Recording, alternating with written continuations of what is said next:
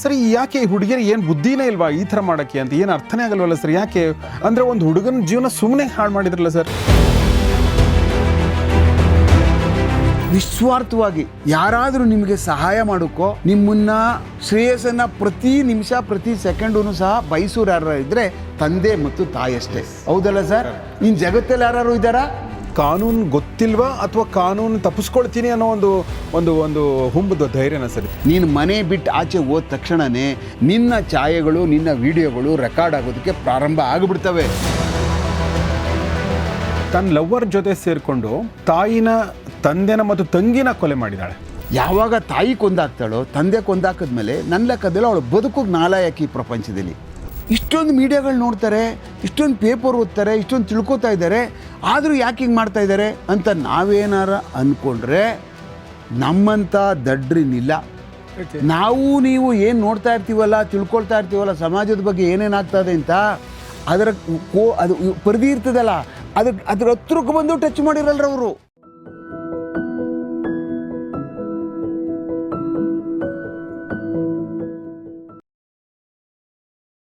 ಸ್ನೇಹಿತರೆ ನಮಸ್ಕಾರ. ಗೌರಿ ಶಕ್ಕಿ ಸ್ಟುಡಿಯೋದ ವಿಶೇಷ ಕಾರ್ಯಕ್ರಮ ಆಫೀಸರ್ ನಿಮಗೆಲ್ಲ ಆತ್ಮೀಯ ಸ್ವಾಗತ. ನಾನು ಗೌರಿ ಶಕ್ಕಿ. ನಮ್ಮ ಜೊತೆಗೆ ಬಹಳಷ್ಟು ದಿನಗಳ ನಂತರ, ಅಂದರೆ ಒಂದಷ್ಟು ದಿನಗಳ ನಂತರ ಮತ್ತೊಂದು ಸಲ ಜಾಯ್ನ್ ಆಗಿದ್ದಾರೆ ನಿವೃತ್ತ superintendent of police S K. Umesh sir. ಬನ್ನಿ ಅವ್ರನ್ನ ಸ್ವಾಗತಿಸೋಣ. ಸರ್, ಕಾರ್ಯಕ್ರಮಕ್ಕೆ ಸ್ವಾಗತ. ನಮಸ್ಕಾರ. ನಮಸ್ತೆ ಗೌರಿ ಸರ್. ಸರ್ ಜೊತೆಗೆ ನಾನು ಒಂದಷ್ಟು ವಿಚಾರಗಳು ಮಾತಾಡಬೇಕು, ಬಟ್ ಒಂದು ಗ್ಯಾಪು ಆಯಿತು. ಆಮೇಲೆ ಎರಡನೇದು ಅದಕ್ಕೊಂದು ಕಾರಣ ಕೂಡ ಇದೆ. ಸರ್ ಅವ್ರದ್ದೇ ಒಂದು ತೋಟದ ಮನೆ ಮಾಡಿದ್ದಾರೆ. ಏನು ಸರ್ ಅದು ಒಂದು ಸ್ವಲ್ಪ ಹೇಳಿ ಸರ್. ಕಾಜಾಣ ಅಂತೇಳಿ ಅಂತ ನನಗೆ ಗಿಡ ಬೆಳೆಸೋದು, ಮರಗಳು ಬೆಳೆಸೋದು ಇದು ನನ್ನ ಭಾಳ ಹವ್ಯಾಸ. ಭಾಳ ದಿವಸದಿಂದ ಗಿಡಗಳು ಮರಗಳನ್ನೆಲ್ಲ ಬೆಳೆಸ್ಕೊಂಡು ಬಂದಿದ್ದೆ. ಅದೊಂಥರ ಕಾಡು ಥರ ಆಗಿತ್ತು, ಕಾಡು ಪಕ್ಕನೇ. ಅದನ್ನು ಇನ್ನು ಮರ ಕಡಿಯೋವಾಗಿಲ್ವಲ್ಲ, ಅದಕ್ಕೆ ಅದ್ರ ಮಧ್ಯೆ ಏನಾದರೂ ಒಂದು ಕಾಟೇಜ್ಗಳು ಟೈಪ್ ಮಾಡೋಣ ಅಂತೇಳಿ ಮಾಡಿದ್ದೀನಿ.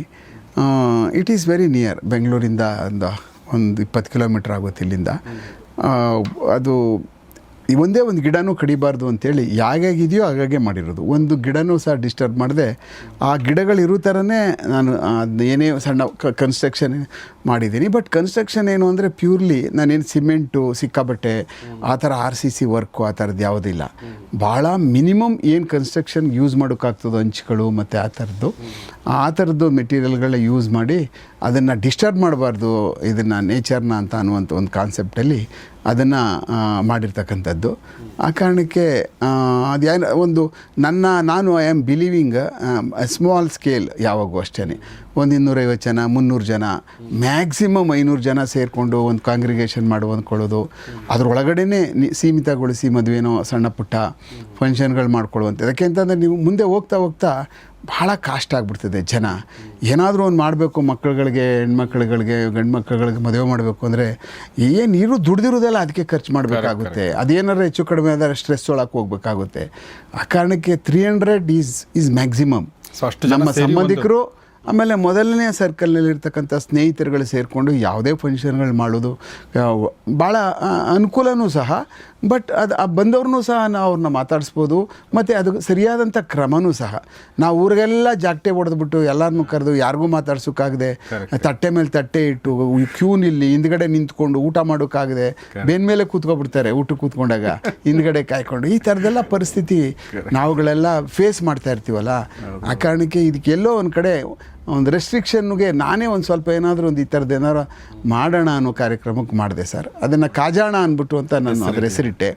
ಯಾಕೆ ಕಾಜಾಣ ಅಂತ ಇಟ್ಟೆ ಅಂದರೆ ನಾನು ಜಮೀನು ಕೆಲಸ ಅದು ಮಾಡ್ತಾ ಇರುವಂಥ ಸಮಯದಲ್ಲಿ ಪಕ್ಷಿ ಬಂತು. ಆ ಪಕ್ಷಿ ಬಂತು ನೋಡಾದ್ಮೇಲೆ ಹೌದಲ್ವಾ ಇದು ಕಾಜಾಣ ಪಕ್ಷಿ ಅಲ್ವಾ, ನನಗೆ ಶಾಕು ಆಯಿತು.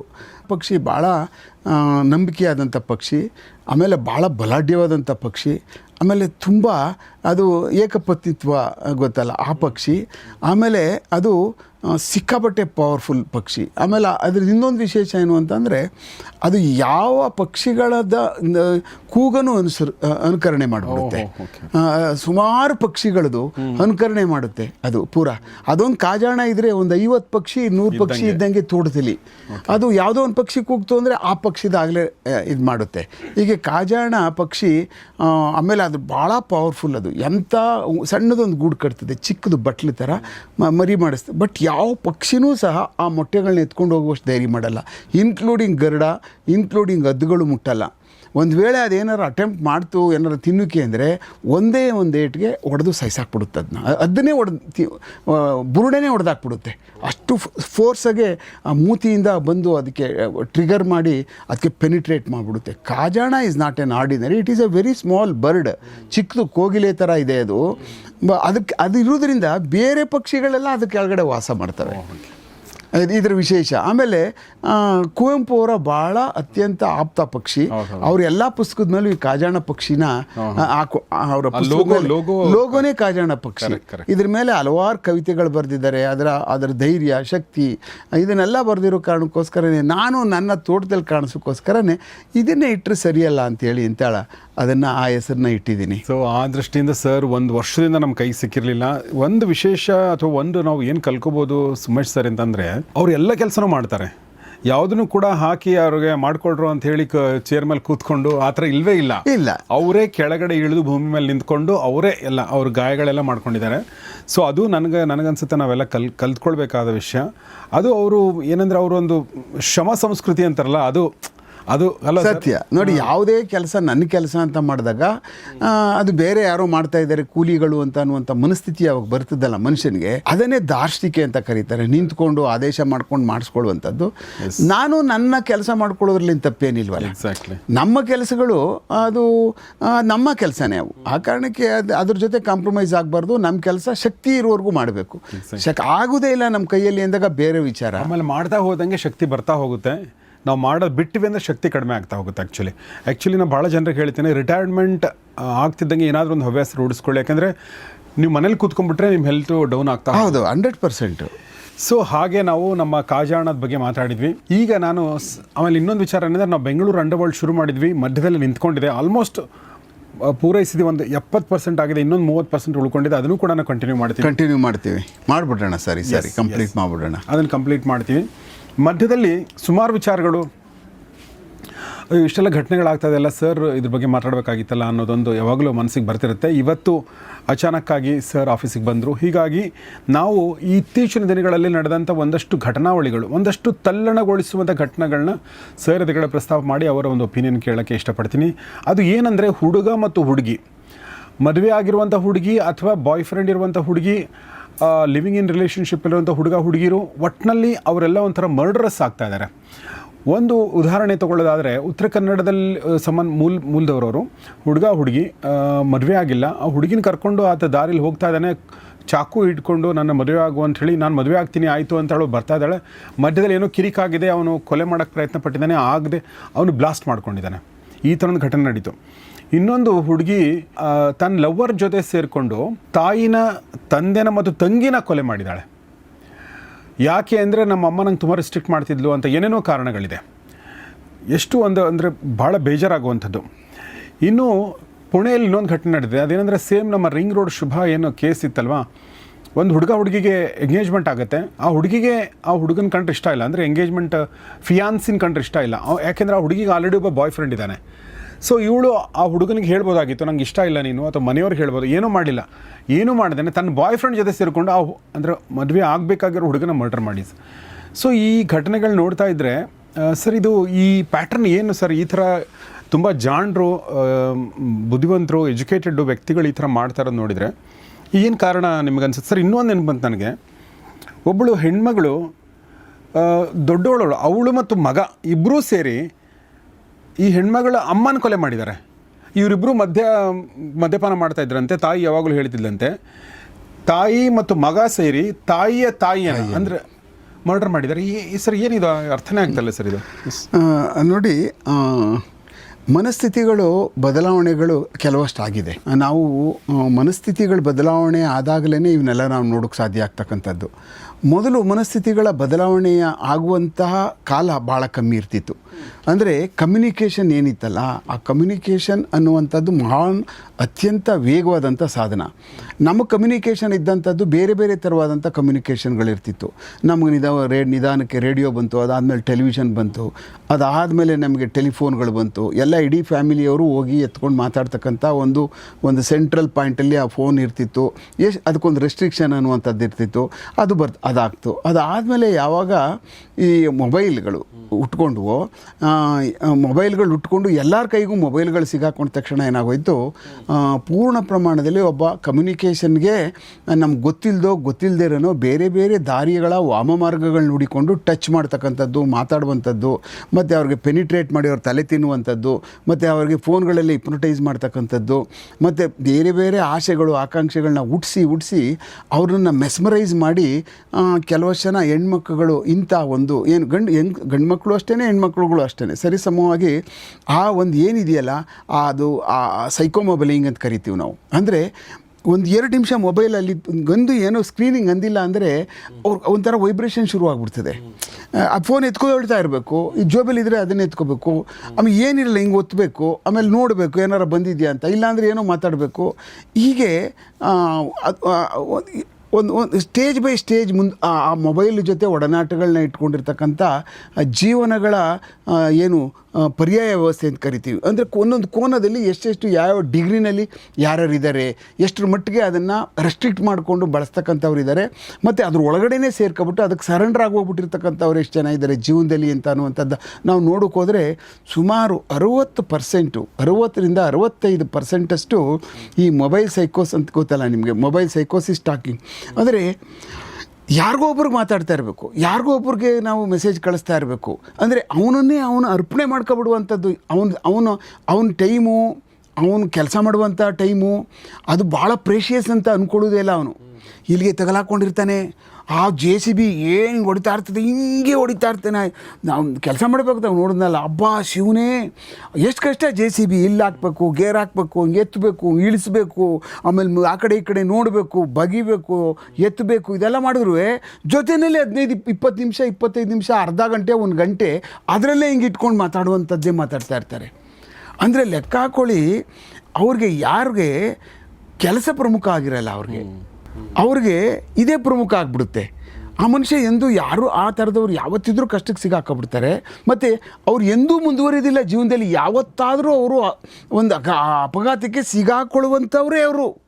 ಸರ್, ಒಂದು ಮೊಬೈಲಿಂದ ಭಾಳಷ್ಟು ಅನಾಹುತಗಳಾಗ್ತದೆ, ನನಗೆಲ್ಲ ಅರ್ಥ ಆಯ್ತು ಸರ್. ಬಟ್ ಈ ಒಂದು ಮರ್ಡರ್ಗಳು ಇದೆಯಲ್ಲ ಸರ್, ಇದು ತಾಯಿನ ಮರ್ಡರ್ ಮಾಡುವಂಥದ್ದು, ಓಕೆ, ಅಂದರೆ ಫಿಯಾನ್ಸಿನ ಮರ್ಡರ್ ಮಾಡುವಂಥದ್ದು, ಅದರಲ್ಲಿ ನೋಡಿ ಸರ್, ಈ 3 ಕೇಸ್ಗಳಲ್ಲಿ ಹುಡುಗಿಯರು ಹೆಣ್ಮಕ್ಳೇ ಇರೋವಂಥದ್ದು.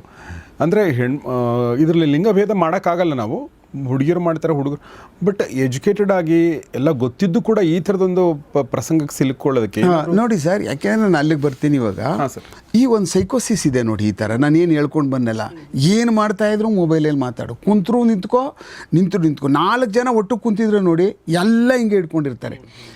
ಇದ್ರೊಳಗೆ ಬಂದುಬಿಟ್ಟಿದ್ದೀವಿ ನಾವೆಲ್ಲ. ಅದರಲ್ಲಿ ಒಂದು 65-70% ಬಂದು ಆಗೋಗ್ಬಿಟ್ಟಿದೆ, ಒಳಗೆ ಸೇರ್ಕೊಬಿಟ್ಟಿದೆ, ಜೀವನನೇ ಅದು ಕೊಟ್ಟೋಗ್ಬಿಟ್ಟಿದೆ.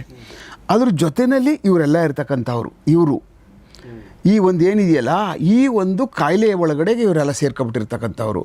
ಸೇರ್ಕೊಂಡಾದ್ಮೇಲೆ ಇವರೇನು ಸುಮ್ಮನೆ ಇರಲ್ಲ. ಆಮೇಲೆ ಅದು ಸಾಮಾನ್ಯವಾಗಿ ಏನು ಅಂದರೆ ಆ ಏಜ್ಗಳು ಏನು ಒಂದು 15-20 ವರ್ಷ 25 ವರ್ಷ ಆ ಏಜ್ ಒಳಗಡೆಯಲ್ಲೇ ಏನು ಹಾರ್ಮೋನ್ಸ್ಗಳದ್ದು ಡಿಫ್ರೆನ್ಷಿಯೇಷನ್ ಆಗುವಂಥದ್ದು, ಅವ್ರ ಮನಸ್ಥಿತಿಗಳು ಬದಲಾವಣೆ ಆಗ್ತಕ್ಕಂಥದ್ದು, ಕಾತರಗಳು, ಎಮೋಷನ್ಸು, ಆಮೇಲೆ ಅವರು ಅದನ್ನು ಡೈಜೆಸ್ಟ್ ಮಾಡ್ಕೊಳ್ಳುವಂಥದ್ದು, ಬರ್ತಕ್ಕಂಥದ್ದನ್ನ ಅಕ್ಸೆಪ್ಟೆನ್ಸ್ ಮಾಡ್ಕೊಳ್ಳುವಂಥದ್ದು, ಯಾವ್ದು ಸರಿ ಯಾವ್ದು ತಪ್ಪು ಅನ್ನುವಂಥದ್ದು, ಬದುಕಿಗೆ ಹೋರಾಟ ಮಾಡುವಂಥದ್ದು. ಅಯ್ಯೋ ನನ್ನ ಕೆಲಸ ತಗೊಳ್ಳೇಬೇಕು, ಇಲ್ಲ ಅಷ್ಟು ದುಡಿಲೇಬೇಕು, ಇಲ್ಲ ಒಂದು ಕಡೆ ಮಾಡೋಕ್ಕಾಗಲ್ಲ, 2-3 ಕಡೆ ದುಡಿಬೇಕು, ಇದ್ರ ಮಧ್ಯೆ ಯಾರಾದರೂ ನಾನು ಮದುವೆ ಮಾಡ್ಕೋಬೇಕು, ಬೇಕು ನನಗೆ ಒಂದು ಹುಡುಗಿ ನೋಡಬೇಕು ಅನ್ನುವಂಥ ಸಾಮಾನ್ಯವಾದಂಥದ್ದು ಎಲ್ಲ ಆ ವಯಸ್ಸಲ್ಲಿ ಬಂದು ತುಂಬಿಕೊಳ್ಳುವಂಥದ್ದು. ಅದರಲ್ಲಿ ಕೆಲವಷ್ಟು ಜನ ಬಟ್ಟಿ ಇಳಿಸಿ ಯಾವ್ದು ಸರಿ, ಯಾವಾಗ ಏನು ಮಾಡಬೇಕು, ಯಾವಾಗ ಓದಬೇಕು, ಯಾವಾಗ ಕೆಲಸ ನಾನು ಹಿಡ್ಕೋಬೇಕು, ಅದಾದಮೇಲೆ ನನ್ನ ಜೀವನ ಹೆಂಗೆ ಕಟ್ಕೋಬೇಕು ಅನ್ನುವಂಥ ಭಾಳ ಸಿಸ್ಟಮೆಟಿಕ್ಕಾಗಿ ಅದನ್ನು ಪ್ಲ್ಯಾಟ್ಫಾರ್ಮ್ ಥರ ರೂಪಿಸ್ಕೊಳ್ತಾರೆ. ಅವ್ರ ಬುದ್ಧಿವಂತ ವರ್ಗ. ಅಂದರೆ ಎಲ್ಲವನ್ನೂ ಸಹ ಕಂಟ್ರೋಲಲ್ಲಿ ಇಟ್ಕೊಂಡು ಜೀವನ ಮಾಡ್ತಕ್ಕಂಥವ್ರು, ತಮ್ಮ ಮನಸ್ಸನ್ನೇ ಕಂಟ್ರೋಲ್ ಇಟ್ಕೊಂಡು. ಯಾಕೆಂದರೆ ಅವರ ಬೆಳವಣಿಗೆನೇ ಹಂಗೆ ಮಾಡ್ಕೊಂಡು ಹೋಗ್ತಾ ಇರ್ತಾರೆ, ಸ್ಟೇಜ್ ಬೈ ಸ್ಟೇಜು. ಯಾವುದಕ್ಕೂ ಸಹ ಬೇರೆದಕ್ಕೆ ಅವಕಾಶನೇ ಕೊಡೋಕೆ ಹೋಗೋದಿಲ್ಲ. ಹಾಗೆ ಫಸ್ಟು ಅವನು ಓದುವಂಥದ್ದು, ಅದಾದಮೇಲೆ ಕೆಲಸ ಹಿಡಿಯುವಂಥದ್ದು, ಕೆಲಸ ಹಿಡಿದಾದ್ಮೇಲೆ ಯಾರನ್ನೂ ಮದುವೆ ಮಾಡ್ಕೋಬೇಕು ಅಂತ ಅನ್ನುವಂಥದ್ದನ್ನ ಭಾಳ ಚೆನ್ನಾಗಿ ಅದನ್ನು ಪತ್ತೆ ಮಾಡಿ ಮದುವೆ ಮಾಡಿಕೊಂಡು ಜೀವನ ಮಾಡ್ಕೊಳ್ಳುವಂಥ ಒಂದು ವರ್ಗ ಏನಿದೆಯಲ್ಲ, ಅದು ಈ ವರ್ಗನ ನೋಡ್ತಾ ಇರ್ತದೆ. ಇವ್ರು ಏನಿದಾರಲ್ಲ ಇವ್ರೇನು ನೋಡೋದಿಲ್ಲ, ಇವ್ರೇನು ಸುಮ್ಮನೆ ಹಾಗೆ ಕಂಪಾರ್ಟ್ಮೆಂಟಲ್ಲಿ ವಾಸ ಮಾಡಿಬಿಡ್ತಾರೆ ಅಂತಿಲ್ಲ. ಬಟ್ ಇವ್ರು ಏನು ಅನರ್ಥಗಳು ಮಾಡ್ಕೊಳ್ತಾ ಇರ್ತಾರಲ್ಲ, ಇದನ್ನೆಲ್ಲ ನೋಡ್ಬಿಟ್ಟು ಸುಮ್ಮನೆ ಆಗ್ಬಿಡ್ತಾರೆ. ಅವ್ರು ಏನು ಯಾವುದಕ್ಕೂ ತಲೆ ಕೆಟ್ಕೊಳ್ಳೋ ಹೋಗುವಂಥವ್ರಲ್ಲ. ಅವ್ರದ್ದೇ ಆದಂಥ ಜೀವನ ಕ್ರಮನ ಆಗಲೇ ರೆಡಿ ಮಾಡ್ಕೊಬಿಟ್ಟಿರ್ತಾರೆ, ಒಂದು ದಾರಿ ಹುಡ್ಕೊಬಿಟ್ಟಿರ್ತಾರೆ. ಇವ್ರು ಏನಿದ್ದಾರಲ್ಲ ಇಂಥ ಮನಸ್ಥಿತಿಯವರು ಸಿಗಾಕೊಂಡಾಗ ಏನು ಮಾಡ್ತಾರೆ, ಇವ್ರು ಒಳಗಡೆಗೆ ಬಂದು ಸಿಗಾಕೊಬಿಟ್ಟಾದ್ಮೇಲೆ ಒಂದು ಅವ್ರ ಅಪ್ಪ ಅವ್ರ ಅಮ್ಮಂಗೆ ಹೇಳೋದಕ್ಕೆ ಧೈರ್ಯ ಬರಲ್ಲ. ಸಾಮಾನ್ಯವಾಗಿ ಏನಾಗ್ತದೆ ನೋಡಿ, ಕೊನೆ ಲಾಸ್ಟ್ ಮೂಮೆಂಟ್ವರೆಗೂ ಹೇಳಲ್ಲ. ಮಹಾನ್ ಘೋರಾಪರಾಧ ಅದು. ಯಾವತ್ತೇ ಆಗಲಿ ಏನೇ ಆದರೂ ಇಂಥ ವಿಚಾರಗಳಲ್ಲಿ ಬಂದಾಗ, ಆಯಿತು ಓದ್ತಾ ಇದ್ದೀನಿ ನಾನು, ಡಿಗ್ರಿ ಆಯಿತು, ಇಲ್ಲ ಇನ್ನೇನೋ ಮಾಸ್ಟರ್ಸ್ ಮುಗೀತು, ಯಾರದೇ ಆಗಲಿ, ಈಗ ಹುಡುಗಿಗೆಲ್ಲ ಒಂದೇ ಏಜ್ಗಳಲ್ಲಿ ಮದುವೆ ಮಾಡ್ಕೊಳ್ತಾ ಇರ್ತಕ್ಕಂಥದ್ದು ನೋಡ್ತಾ ಇದ್ದೀವಿ. ಸರಿಸಮ ಏಜ್ಗಳಲ್ಲಿ ಮದುವೆ ಆಗ್ತಾ ಇರ್ತಕ್ಕಂಥದ್ದು ಇತ್ತೀಚಿನ ದಿನಗಳಲ್ಲಿ ನಾವು ನೋಡ್ತೇವೆ. ತುಂಬ ಡಿಫ್ರೆನ್ಸ್ ಏನಿಲ್ಲ. ಆ ಕಾರಣಕ್ಕೋಸ್ಕರನೇ ಏನಾದರೂ ಈ ಥರದ್ದು ಏನಾದ್ರು ಆದಾಗ ಮುಕ್ತವಾಗಿ ತಂದೆ ಹತ್ರ, ತಾಯಿ ಹತ್ರನೋ ಯಾರ ಹತ್ರನೋ ಈ ಥರ ಇದೆ ಅಂತ ಮಾತಾಡದೇ ಇರ್ತಕ್ಕಂಥದ್ರ ಏನಿದೆಯಲ್ಲ, ಅದೇ ಒಂದು ಕಾಯಿಲೆ. That is A disease. ಆ ಕಾಯಿಲೆಗೆ ಸಿಗಾಕಬಿಟ್ಟು ಆ ಕಾಯಿಲೆಯಿಂದ ವಾಸೆ ಬರೋಕ್ಕಾಗದೆ ಕೊನೆವರೆಗೂ ಸಹ ಹಾಗೇ ತಲೆಯಲ್ಲಿ ಇಟ್ಕೊಂಡು ಅದನ್ನು ಡಿಪ್ರೆಷನ್ಗೆ ಹೋಗಿ, ಇಲ್ಲ ಹೇಳುವಂಗೂ ಇಲ್ಲ, ಹೇಳಿದ್ರೆ ಏನಾಗುತ್ತೋ, ಏನು ತೀರ್ಮಾನ ಮಾಡಿಬಿಡ್ತಾರೋ, ಇಲ್ಲ ಬೇಡ ಅಂತ ಹೇಳ್ತಾರೋ ಅನ್ನುವಂಥ ಒಂದು ಡೈಲಮಾಗೆ ಸಿಗಾಕಬಿಟ್ಟು ಜೀವನನೇ ಒಂಥರ ಪ್ರತಿ ದಿವಸ ಯಾವಾಗಾದರೂ ನೋಡು ಡಿಪ್ರೆಷನಲ್ಲೇ ಇರ್ತಾರೆ, ಯಾವಾಗಾದರೂ ನೋಡು ರಿಸರ್ವಾಗೇ ಇರ್ತಾರೆ, ಯಾರ ಜೊತೆನೂ ಸೇರಲ್ಲ. ಆಮೇಲೆ ಯಾರ ಜೊತೆನೂ ಮಾತಾಡ್ತಕ್ಕಂಥ ಮುಕ್ತವಾಗಿ ಮಾತಾಡೋದಕ್ಕೂ ಸೇರ್ಕೊಳ್ಳಲ್ಲ ಅವರು. ಆಮೇಲೆ ನಗುನೇ ಕಮ್ಮಿ ಆಗಿಬಿಡ್ತಿದೆ ಅವ್ರ ಕಡೆಯಿಂದ. ಇದರೊಳಗಡೆ ಅವಾಗ ಬಿದ್ದೋಗ್ಬಿಡ್ತಾರೆ ನೋಡಿ, ಅವ್ರುಗಳಲ್ಲಿ ನಗುನೇ ಮಾಯ ಆಗಿಬಿಡ್ತದೆ. ಆ ಹುಡುಗನೇ ಆಗಲಿ ಹುಡುಗಿನೇ ಆಗಲಿ ಏನಾಗ್ಬಿಡ್ಬೋದು, ಏನು ಕೊನೆಗೆ ಏನಾಗೋಗುತ್ತೆ, ನಮ್ಮ ಮನೇಲಿ ಏನಾರು ಒಪ್ಪಲ್ವಾ, ಅವ್ರ ಮನೇಲಿ ಏನಾರು ಅವ್ರ ಅಣ್ಣ ತಮ್ಮಂದಿರು ಗೊತ್ತಾಗ್ಬಿಟ್ರಾಗೆ, ಅವ್ರ ಅಪ್ಪ ಅವ್ರ ಅಮ್ಮಂಗೆ ಗೊತ್ತಾಗಿದ್ದು ಬೇರೆ ಏನಾದರೂ, ಆಮೇಲೆ ಇವಳೇನಾರ ಬಂದು ಅಯ್ಯೋ ನಾನು ಹುಡುಗನ ಹುಡುಕ್ತಾ ಬರ್ತಾಯಿದ್ದಾರೆ ನೋಡೋದಕ್ಕೆ ಅಂತ ಹೇಳುವಂಥದ್ದು. ಇಂಥ ಒಂದು ಭಾಳ ಪ್ರೆಷರ್ ಏನು ಇದಕ್ಕೋಸ್ಕರನೇ ಫುಲ್ಲು ಕ್ಯಾರಿ ಮಾಡಿಬಿಡ್ತಾರೆ. ಈ ಕ್ಯಾರಿ ಮಾಡಿದವ್ರು ಏನಾಗ್ತಾರೆ, ಕೊನೆಗೆ ಲಾಸ್ಟ್ಗೆ ಹೇಳಿದಾಗ ಏನಾಗುತ್ತೆ, ಏನೋ ಅಂದ್ಕೊಂಡು ನಿರ್ಧಾರ ಬಂದುಬಿಡ್ತಾರೆ. ಇಲ್ಲ ಅಪ್ಪ ಅಮ್ಮ ಏನೋ ಹೇಳ್ತಾರೆ, ಇಲ್ಲ ಸರಿ ಇಲ್ಲ, ನೀನು ಏನು ಅವ್ನಿಗೇನು ಕೆಲಸ ಇಲ್ಲ, ಆಮೇಲೆ ಅದೇನು ಒಳ್ಳೆ ಕೋರ್ಸ್ ಅಲ್ಲ, ಅವ್ನು ಬುದ್ಧಿವಂತನೂ ಅಲ್ಲ, ಇಲ್ಲ ಅವನಿಗೆ ಬ್ಯಾಕ್ಗ್ರೌಂಡು ಇಲ್ಲ, ಅವನು ನೀನು ಮದುವೆ ಮಾಡ್ಕೊಬಿಟ್ರೆ ಆಯಿತು ಒಂದು 6 ತಿಂಗಳು ಏನೋ ಒಂದಷ್ಟು ದಿವಸ ನೋಡ್ಕೊಬೋದು ಹೊರತು, ಮಗು ಆದಮೇಲೆ ನಿನ್ನ ಸಾಕೋಕ್ಕೆ ಶಕ್ತಿ ಇದೆಯಾ, ನೀನು ಜೀವನ ಯೋಚನೆ ಮಾಡು, ಮುಂದೆ ಎಷ್ಟು ಕಷ್ಟ ಆಗ್ತದೆ, ನೀನು ನಾವೇನು ಹೋಗು ಅಂತ ಹೇಳ್ಬಿಡ್ತೀವಿ, ಅದು ಬೇರೆ ವಿಚಾರ, ಮದುವೆ ಮಾಡ್ಕೊ ಅಂತ. ಬಟ್ ನೀನು ಮುಂದೆ ಕತೆಗೆ ನೀನು ಬದುಕಬೇಕಲ್ಲ. ಬದುಕೋಕ್ಕೆ ಲವ್ ಇದ್ರೆ ಏನು ಪ್ರಯೋಜನಕ್ಕೆ ಆಗೋದಿಲ್ಲ. ಅದೆಲ್ಲ ಸುಮ್ಮನೆ ಮಾರ್ಕೆಟಲ್ಲಿ ದೇವಸ್ಥಾನ ಮುಂದೆ ಸಿಕ್ಕು ಹೂವು ಇದ್ದಂಗೆ, ಅವು ತಗೊಂಡೋಗಿ ದೇವಸ್ಥಾನಕ್ಕೆ ಹಾಕಿದ್ರೆ ಬೆಳಗ್ಗೆ ಒಣಗೋಗ್ಬಿಡ್ತವೆ. ಲವ್ ಹೆಂಗೆ ತಾನೇ, ಅವತ್ತೊಂದು ದಿವಸ ಚೆನ್ನಾಗಿ ಕಾಣಿಸ್ತೇವೆ, ದೇವ್ರಿಗೆ ಹಾಕ್ದಾಗ ನೋಡೋಕ್ಕೂ ಚೆನ್ನಾಗಿರ್ತವೆ, ನಾಳೆ ದಿವಸ ಅದೇ ಹಾರ ಹೆಂಗೆ ಕಾಣಿಸ್ತದದು. ಲವ್ ಕಥೆನೇ ಹೆಂಗೆ, ಹೌದಲ್ವಾ? ನಾವು ಅನುಭವಿಸಿರೋ ನಾವೆಲ್ಲ ಲವ್ ಅಂದರೆ ಏನು ಅಂತ ಕೊನೆವರೆಗೂ ವಿಶ್ವಾಸ ಇರ್ತದೆ, ಅದಾದಮೇಲೆ ವಿಧೇಯತೆ ಇರ್ತದೆ, ಲವ್ ಎಲ್ಲ ಹೊಟ್ಟೋಗ್ಬಿಡ್ತದೆ, ಆತ್ಮೀಯತೆ ಇರ್ತದೆ, ನಂಬಿಕೆ ಇರ್ತದೆ, ಟ್ರಸ್ಟ್ ಇರುತ್ತೆ, ಹೌದಲ್ವಾ? ಲವ್ ಹೋದ ತಕ್ಷಣವೇ ಮನುಷ್ಯನ ವಿರುದ್ಧ ಗಂಡ ಹೆಂಡತಿರ ಮಧ್ಯೆ ಈ ಥರದ್ದೆಲ್ಲ ಉಟ್ಕೊಳ್ತವೆ. ಇದು ಉಟ್ಕೊಂಡಾಗ ಏನಾಗುತ್ತೆ ಅಂದರೆ ಬಾಂಧವ್ಯಗಳು ಅವಾಗೆಲ್ಲ ಹಾಗೇ ಭಾಳ ಆತ್ಮೀಯತೆ ಜಾಸ್ತಿ ಆಗೋಕ್ಕೆ ಪ್ರಾರಂಭ ಆಗ್ತದೆ. ಈ ಲವ್ ಎಲ್ಲ ಹಂಗೇ, ದೇವಸ್ಥಾನಕ್ಕೆ ದೇವ್ರಿಗೆ ಹೂವು ಹಾಕಿದಾಗ ಅಷ್ಟೇ, ಅದು ನೋಡೋಕ್ಕೆ ಚಂದ, ಪೂಜೆ ಮಾಡಬೇಕು ಅಷ್ಟೇ ಕೆಲಸ ಹೊರತು, ನಾಳೆ ಬೆಳಗ್ಗೆ ಇನ್ನೊಂದಾಗಲಿ ಚೇಂಜ್ ಆಗಿಬಿಡ್ತದೆ. ಆ ದಿನಗಳು ಇವ್ರಿಗೆ ಅರ್ಥ ಆಗೋಷ್ಟಕ್ಕೆ ಜೀವನನೇ ಮುಗ್ದೋಗ್ಬಿಡ್ತದೆ, ಹೊಟ್ಟೋಗ್ಬಿಡ್ತದೆ ಜೀವನ. ಅವ್ರ ಕೈಯಲ್ಲೇ ಇರಲ್ಲ, ಅವ್ರ ಕೈಯಲ್ಲಿ ಡ್ಯಾಮೇಜ್ ಆಗೋಗ್ಬಿಡುತ್ತೆ. ಇಲ್ಲ ಇನ್ನೇನೋ ಆಗ್ತದೆ, ಒಂದು 6 ತಿಂಗಳು ಬರ್ತಾರೆ, 1 ವರ್ಷ ಇದ್ದು 1.5 ವರ್ಷ ಆದ ತಕ್ಷಣವೇ ಇಬ್ಬರಲ್ಲಿ ಏನೋ ಸಣ್ಣ ಪುಟ್ಟ ಹೋಯ್ತೋ, ಸರಿಯಾಗಿ ಕೆಲಸಗಳಿಲ್ವೋ, ಇಲ್ಲ ಇನ್ನೇನೋ ಫೈನಾನ್ಷಿಯಲಿ ಏನಾದ್ರು ಸಮಸ್ಯೆ ಆದ ತಕ್ಷಣವೇ ಆಗಲೇ ಒಬ್ರಿಗೊಬ್ರಿಗೂ ಈಗೋ ಕ್ಲಾಸ್ಗಳಾಗ್ಬಿಟ್ಟು ಬಿಟ್ಟಾಕ್ಬಿಡ್ತಾರೆ. ಅದ್ರ ಮಧ್ಯದಲ್ಲಿ ಒಂದು ವಿಟ್ನೆಸ್ ಬೇರೆ ಇರ್ತದೆ, ಹೆಣ್ಮಗುನೋ ಒಂದು ಗಂಡು ಮಗುನೋ, ಅದ್ರ ಕತೆ ಏನಾಗಬೇಕು. ಈ ಥರದ್ದು ಒಂದು ಡೈಲಾಮದಲ್ಲಿ ಜೀವನಗಳು ಹಿಂಗೆ ಹೋಗ್ತಾ ಇರುವಂಥವು. ಅಂದರೆ ಇವೆಲ್ಲ ಮುಂದಕ್ಕೆ ಹೋದವು. ನಾವು ನೀವು ಈಗ ಮಾತಾಡ್ತಾ ಇದ್ದೀವಲ್ಲ, ಅದರ ಮುಂದಿನ ಸ್ಟೇಜ್ ಇದು. ಈಗ ಮತ್ತು ವಾಪಸ್ಸು ಈಗ ಪಾಗಲ್ ಪ್ರೇಮಿ ಕೇಸ್ಗಳಿಗೆ ಬಂದರೆ ನಾವು, ಇವ್ರುಗಳು ಇನ್ನೂ ಜೀವನನೇ ಕಟ್ಕೊಂಡಿಲ್ಲ, ಇನ್ನೂ ಆಮೇಲೆ ಇದು ಏನು ಲಿವಿಂಗ್ ರಿಲೇಷನ್ನು, ಆಮೇಲೆ ಲವ್ವೇ ಮಾಡಿ ಮದುವೆ ಮಾಡ್ಕೊಳ್ಳೋಣ, ಅನುಭವಿಸ್ಬಿಟ್ಟು ಅದು ಹೆಂಗಿರ್ತದೋ ನೋಡೇ ಬಿಡೋಣ ಅಂದ್ಬಿಟ್ಟಕ್ಕೆ ಮದುವೆ ಮಾಡ್ಕೋಷ್ಟೊತ್ತಿಗೆ ಎಲ್ಲಿರ್ತದೆ, ಎಲ್ಲ ಹಾರೋಗ್ಬಿಟ್ಟಿರ್ತದೆ, ಲವ್ ಇರಲ್ಲ, ಏನೂ ಇರೋದಿಲ್ಲ, ಎಲ್ಲ ಎಲ್ಲ ಆವಿಯಾಗಿ ಹೊಟ್ಟೋಗ್ಬಿಡ್ತದೆ. ಅಂದರೆ ನಾವು ಯಾಕೆ ಹೇಳಿ ಏನೇ ಅವ್ನು ಕೂತ್ಕೊಂಡು ಹುಚ್ಚಾಳ್ದಂಗೆ ಹೇಳ್ತಾವನಲ್ಲ, ಲವ್ ಅಂದ್ರೆ ಕೊನೆವರೆಗೂ ಇರಲ್ವಾ? ಸ್ವಾಮಿ ಇರಲ್ಲಪ್ಪ. ನಾವು ಹಂಗೆ ಅಂದ್ಕೊಂಡಿರೋದು ಅಷ್ಟೇ. ನಾವೇನು ಅನುಭವಿಸ್ತೀವಲ್ಲ, ನೀವೇನು ಅಂದ್ಕೊಳ್ತೀರಲ್ಲ ಆಗಿಲ್ಲ ಜಗತ್ತು. ಅವತ್ತೊಂದು ಅದು ಮುಗಿದೋಗ್ಬಿಡ್ತದೆ. ಅದು ನೀವು ಡ್ರಾಪ್ ಆಗ್ಬಿಡ್ತೀರಿ. ಒಂದು ತುದಿದ್ರೆ ಈಗ ಲವ್ ಹೋಯ್ತು ಅಂದ ತಕ್ಷಣವೇ ಆರೋಹಣ, ನೀವು ಇಳಿಲೇಬೇಕು ಕೆಳಗಡೆ, ನಿಮ್ಗೆ ಏನೂ ಕಾಣಿಸಲ್ಲ, ಹತ್ತು ಬಿಡ್ತೀರಿ. ಆದಮೇಲೆ ಎಲ್ಲ ಮುಗಿದೋಗ್ಬಿಡುತ್ತೆ, ಮದುವೆನೂ ಆಯ್ತದೆ, ಮಕ್ಕಳು ಆಗೋಯ್ತವೆ. ಅಲ್ಲಿಂದ ಇಳಿಗೆ ಶುರು ಆಯ್ತದೆ ನೋಡಿ ನಿಮ್ಮ ಕತೆ ಕೆಳಗಡೆಗೆ. ಮತ್ತೆ ಭೂಮಿಗೆ ಬಂದು ಮತ್ತೆ ಯಥಾ ಪ್ರಕಾರ ಮತ್ತೆ ನೆಲದ ಮೇಲೆ ನಡ್ಕೊಂಡು ಹೋಗುವಂಥದ್ದು. ಮೇಲಿರೋಕ್ಕೆ ಸಾಧ್ಯನೇ ಆಗೋದಿಲ್ಲ. ಆ ಕಾರಣಕ್ಕೋಸ್ಕರ ಜೀವನದಲ್ಲಿ ಇವೆಲ್ಲ ಭಾಳ ಪಾಠಗಳು ನಮಗೆ. ಆದರೆ ಈ ಪಾಗಲ್ ಪ್ರೇಮಿಗಳ ಕಥೆಗಳು ನಾವು ಯಾಕೆ ಮಾತಾಡಬೇಕು ಅಂತಂದರೆ, ಯಾಕೆ ಹೀಗೆ ಮಾಡ್ಕೋತಾ ಇದ್ದಾರೆ ಇವರು?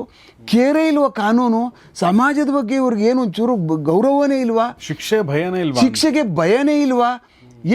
ಆಮೇಲೆ ಇಷ್ಟೊಂದು ಮೀಡಿಯಾಗಳು ನೋಡ್ತಾರೆ, ಇಷ್ಟೊಂದು ಪೇಪರ್ ಓದ್ತಾರೆ, ಇಷ್ಟೊಂದು ತಿಳ್ಕೊತಾ ಇದ್ದಾರೆ, ಆದರೂ ಯಾಕೆ ಹಿಂಗೆ ಮಾಡ್ತಾ ಇದ್ದಾರೆ ಅಂತ ನಾವೇನಾರ ಅಂದ್ಕೊಂಡ್ರೆ ನಮ್ಮಂಥ ದಡ್ರಿನಿಲ್ಲ.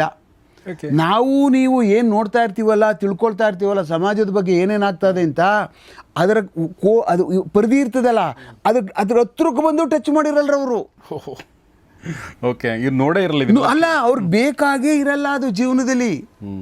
ಯಾವ ಕಾರಣಕ್ಕೂ ಇದೆಲ್ಲ ತಿಳ್ಕೊಬಿಟ್ಟವ್ರೆ ಬಿಡು, ಕಾನೂನು ಬಗ್ಗೆ ತಿಳ್ಕೊಬಿಟ್ಟವ್ರೆ, ಈ ಥರ ಇದೆ, ಇದು ಬೇಲಬಲ್ ನಾನ್ ಬೇಲಬಲ್, ಅವು ಒಳಗಿರ್ಬೇಕಾಗ್ತದೆ, ಸಿಕ್ಕಾಬಟ್ಟೆ ದುಡ್ಡು ಖರ್ಚಾಗ್ತದೆ, ಲಕ್ಷ ಬೇಲ್ಗೆ, ಆಮೇಲೆ ಒಳಗೆಲ್ಲ ಜೈಲೆಲ್ಲ ಪರಿಸ್ಥಿತಿ ಹಿಂಗಿದೆ. ಹಾಗೆ ಅವ್ರು ಯಾವುದನ್ನೂ ಸಹ ತಿಳ್ಕೊಂಡಿರಲ್ರು. ಜೈಲು ಅನ್ನೋದು ಗೊತ್ತಿರ್ತದೆ ಅವ್ರಿಗೆ. ಯಾವ ಮಟ್ಟದ ಕಾನೂನು ಅಂದರೆ, ಅಯ್ಯೋ ಪೊಲೀಸವ್ರುಗಳು ಹೆಲ್ಮೆಟ್ ಹಾಕ್ಕೊಂಡು ಹೋಗಲಿಲ್ಲ ಅಂದರೆ ಹಿಡ್ಕೊಬಿಡ್ತಾರಪ್ಪ, ಇಷ್ಟೇ ಕಾನೂನು ಬಿಟ್ಟರೆ ಇನ್ನು ಹೊಡೆದ್ಗಿಡಿದ್ರೆ ಏನಾರು ಹೆಚ್ಚು ಕಡಿಮೆ ಅಂದರೆ ಪೊಲೀಸರು ಹಿಡ್ಕೊಂಡು ಹೋಗ್ಬಿಟ್ಟು ಲಾಕಪ್ಗೆ ಹಾಕ್ತಾರಪ್ಪ. ಪಿಕ್ಚರಲ್ಲಿ ಏನು ನೋಡಿರ್ತಾರಲ್ಲ ಇಷ್ಟು ಮಾತ್ರ ಅವ್ರಿಗೆ ಅಕಸ್ಮಾತ್ ತಿಳ್ಕೊಂಡಿದ್ದವ್ರಿಗೆ ಅದನ್ನು ರಿಸೀವ್ ಮಾಡ್ಕೊಂಡಿರ್ತಾರೆ ಅಷ್ಟೇ. ಇನ್ನೇನು ಬೇಸಿಕ್ ಜೀವನದ ನಾವು ಮುಂದೆ ನಾವೇನಾದರೂ ಈ ಥರದ ಎಂಥರ ಘನಘೋರ ಅಪಘಾತ ಮಾಡಿಕೊಂಡ್ರೆ ನಾವು ಹೇಗೆ ಸಮಾಜದಲ್ಲಿ ಫೇಸ್ ಮಾಡಬೇಕು ಮತ್ತು ಅದನ್ನು ಹೆಂಗೆ ಅನುಭವಿಸ್ತೀವಿ ನಾವು ಕಷ್ಟನ ಅಂತ ಅನ್ನುವಂಥದ್ದು ಒಂದು ಚೂರು ಕಾಳಜಿ ಇಲ್ಲ. ನೀವು ಯಾವುದಾದ್ರೂ ಒಂದು ಕಾಲೇಜ್ಗೆ ಹೋಗಿ ಒಂದು PUC ಹುಡುಗರುಗಳಿಗೆ ಹಿಂಗೆ ಹಿಡಿದ್ಬಿಟ್ಟು ಮೈಕ್ನ 10 ಹುಡುಗಿರನ್ನ ಕರೆದು ಈ ರಾಜ್ಯದ ಮುಖ್ಯಮಂತ್ರಿ ಹೆಸರೇನು ಅಂದರೆ ಬಾಯಿ ಮುಚ್ಚಿಕೊಂಡೇ ಓಡೋಗ್ಬಿಡ್ತವೆ. ಅಂದರೆ ಬೇಕಾಗಿಲ್ಲ ಅವ್ರಿಗೆ ಸಾಮಾನ್ಯ ಜ್ಞಾನ.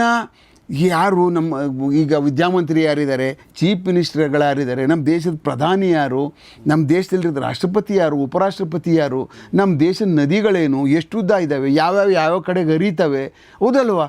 ನಮ್ಮ ದೇಶದಲ್ಲಿ ಎಷ್ಟು ಮರುಭೂಮಿ ಇದ್ದಾವೆ, ಎಷ್ಟು ಜನಸಂಖ್ಯೆ ಇದೆ, ನಮ್ಮ ದೇಶದ ಕಾನೂನೇನು, ನಮ್ಮ ಸಣ್ಣ ಕಾನೂನುಗಳೇನು, ಯಾವ ಕಾನೂನಲ್ಲಿ ಮಾಡಿದ್ರೆ ಏನು ಶಿಕ್ಷೆ ಇದೆ, ಆ ಕಾನೂನುಗಳಿಗೆ ನಾವು ಯಾಕಾದರೂ ಅದರಿಂದ ದೂರ ಆಗಿರಬೇಕು.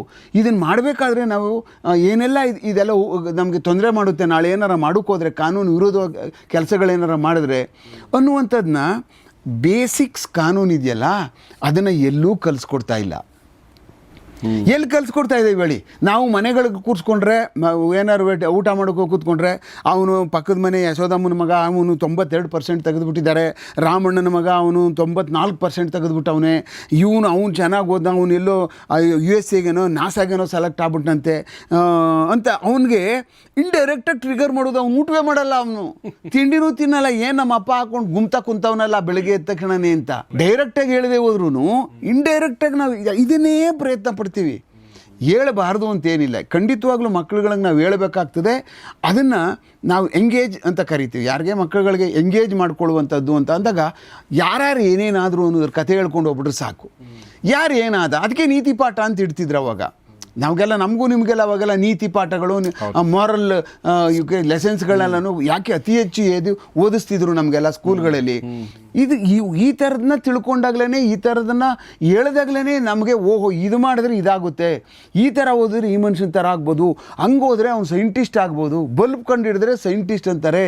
ಆಮೇಲೆ ಇನ್ನೊಂದೇನೋ ಅವ್ನಿಗೆ ಅಂದರೆ ಅಟ್ಲೀಸ್ಟ್ ಏನೂ ಗೊತ್ತಿಲ್ಲದೆ ಹೋದ್ರು ಬಲ್ಬನು ಸೈನ್ಸ್ ಅನ್ನೋದಾದ್ರೂ ನಮ್ಮ ತಲೆಗಾದ್ರೂ ಉಳ್ಕೋತಿದ್ದು, ಬೇರೆ ಏನೂ ಗೊತ್ತಿರಲ್ಲ ನಮಗೆ. ಸೈನ್ಸು ಬಲ್ಪ್ ಅಂದರೆ ಸೈನ್ಸು, ಅವನಿಗೆ ಈ ಥರ ಆದರೆ ದೊಡ್ಡ ಮನುಷ್ಯ ಆಗ್ತಾನೆ ಅನ್ನುವಂಥದ್ದು ಎಲ್ಲೋ ಒಂದು ಕಡೆ ನಮಗೆ ಆ ಥರದ್ದೆಲ್ಲ ನಮಗೆಲ್ಲ ತಿಳ್ಕೊಳ್ಳೋಕೆ ಪ್ರಯತ್ನ ಪಡುವಂಥ ಸಮಯದಲ್ಲಿ ನಾವು ಮಕ್ಕಳುಗಳ ಮೇಲೆ ಏನನ್ನ ತಿಳಿಸ್ಬೇಕು, ಕಾನೂನುಗಳಂದ್ರೇನು, ಪೊಲೀಸ್ ವ್ಯವಸ್ಥೆ ಅಂದ್ರೇನು, ಅದು ಹೆಂಗೆ ಕೆಲಸ ಮಾಡ್ತದೆ, ಅಟ್ಲೀಸ್ಟ್ ಎಲ್ಲೂ ಒಂದು ದಿವಸ ಎಲ್ಲಾದರೂ ನಮ್ಮ ಜೊತೆಗೆ ಬರ್ತಾ ಇರ್ಬೇಕಾದಾಗಲೂ ಹೇಳ್ಕೊಂಡು ಹೋಗ್ಬೋದಲ್ಲ. ಆಮೇಲೆ ಕಾನೂನು ಏನು ಮಾಡಿದ್ರೆ ಏನು ಶಿಕ್ಷೆ ಇರ್ತದೆ, ಯಾಕೆ ಮಾಡಬಾರ್ದದು, ಮಾಡಿದ್ರೆ ಜೀವನ ಹೆಂಗೆ ಹಾಳಾಗೋಗ್ಬಿಡ್ತದೆ, ಆಮೇಲೆ ಆ ಗ್ಯಾಂಗ್ಗಳು ಹೆಂಗಿರ್ತಾರೆ, ಅವರು ಆ ಹುಡುಗರುಗಳು ಹೆಂಗಿರ್ತಾರೆ, ಅವ್ರ ಮನಸ್ಥಿತಿ ಹೆಂಗಿರ್ತದೆ, ಯಾರ ಜೊತೆ ಸೇರಬೇಕು, ಯಾರು ಇದನ್ನೆಲ್ಲ ಮಾತಾಡಿದ್ರೆ ಕೇಳ್ತಾರೆ. ಅದನ್ನು ಎಂದೂ ನಾವು ಮಾಡ್ತಾ ಇಲ್ಲ. ನಮ್ಮ ಆ ಜವಾಬ್ದಾರಿಯಿಂದ ನಾವೆಲ್ಲ ನುಣುಚ್ಕೊಬಿಟ್ಟಿದ್ದೀವಿ. ಕೆಲಸಗಳ ಒತ್ತಡ ಅದು ಇದೆಲ್ಲ ಹೇಳುವಂಥದ್ದು. ಬಟ್ ಮನೆಗಳಲ್ಲಿರ್ತಕ್ಕಂಥ ವಯಸ್ಸಾದವ್ರು ಇರ್ತಾರೆ ನೋಡಿ, ಜಾಯಿಂಟ್ ಫ್ಯಾಮಿಲಿನಲ್ಲಿ ಇರ್ತಾರಲ್ಲ, ಅವ್ರು ಹೇಳ್ಕೊಡ್ತಾರೆ. ಅವ್ರಿಗೆ ಗೊತ್ತಿರೋಷ್ಟು ಅವ್ರು ಹೇಳ್ಕೊಡ್ತಾರೆ. ಬಟ್ ನನ್ನ ಪ್ರಕಾರ ಇದು ಸ್ಕೂಲು ಮತ್ತು ಕಾಲೇಜು, PU ಕಾಲೇಜು, ಹೈಸ್ಕೂಲ್ ಟೈಮಲ್ಲಿ ಇದೊಂದು ಆಗ್ಬೇಕನ್ಸುತ್ತೆ. ಹೌದು ನೋಡಿ, ಹೈಸ್ಕೂಲ್ನಲ್ಲೇ ಪ್ರಾರಂಭ ಆಗಬೇಕಿದು. ಕಾನೂನುಗಳು, ಬೇಸಿಕ್ ಕಾನೂನುಗಳು ಏನೇನು, ಯಾವ ಥರ ಕಾನೂನುಗಳು, ಈಗ ನೋಡಿ ಈ ಥರ ಮಾಡಿ ಓಡೋಗ್ಬಿಟ್ರೇನು, ಆಮೇಲೆ ಪೋಸ್ಕೋ ಕೇಸ್ ಅಂದ್ರೇನು, ಅವೆಲ್ಲ ಹೇಳ್ಕೊಡ್ಬೇಕಲ್ಲ.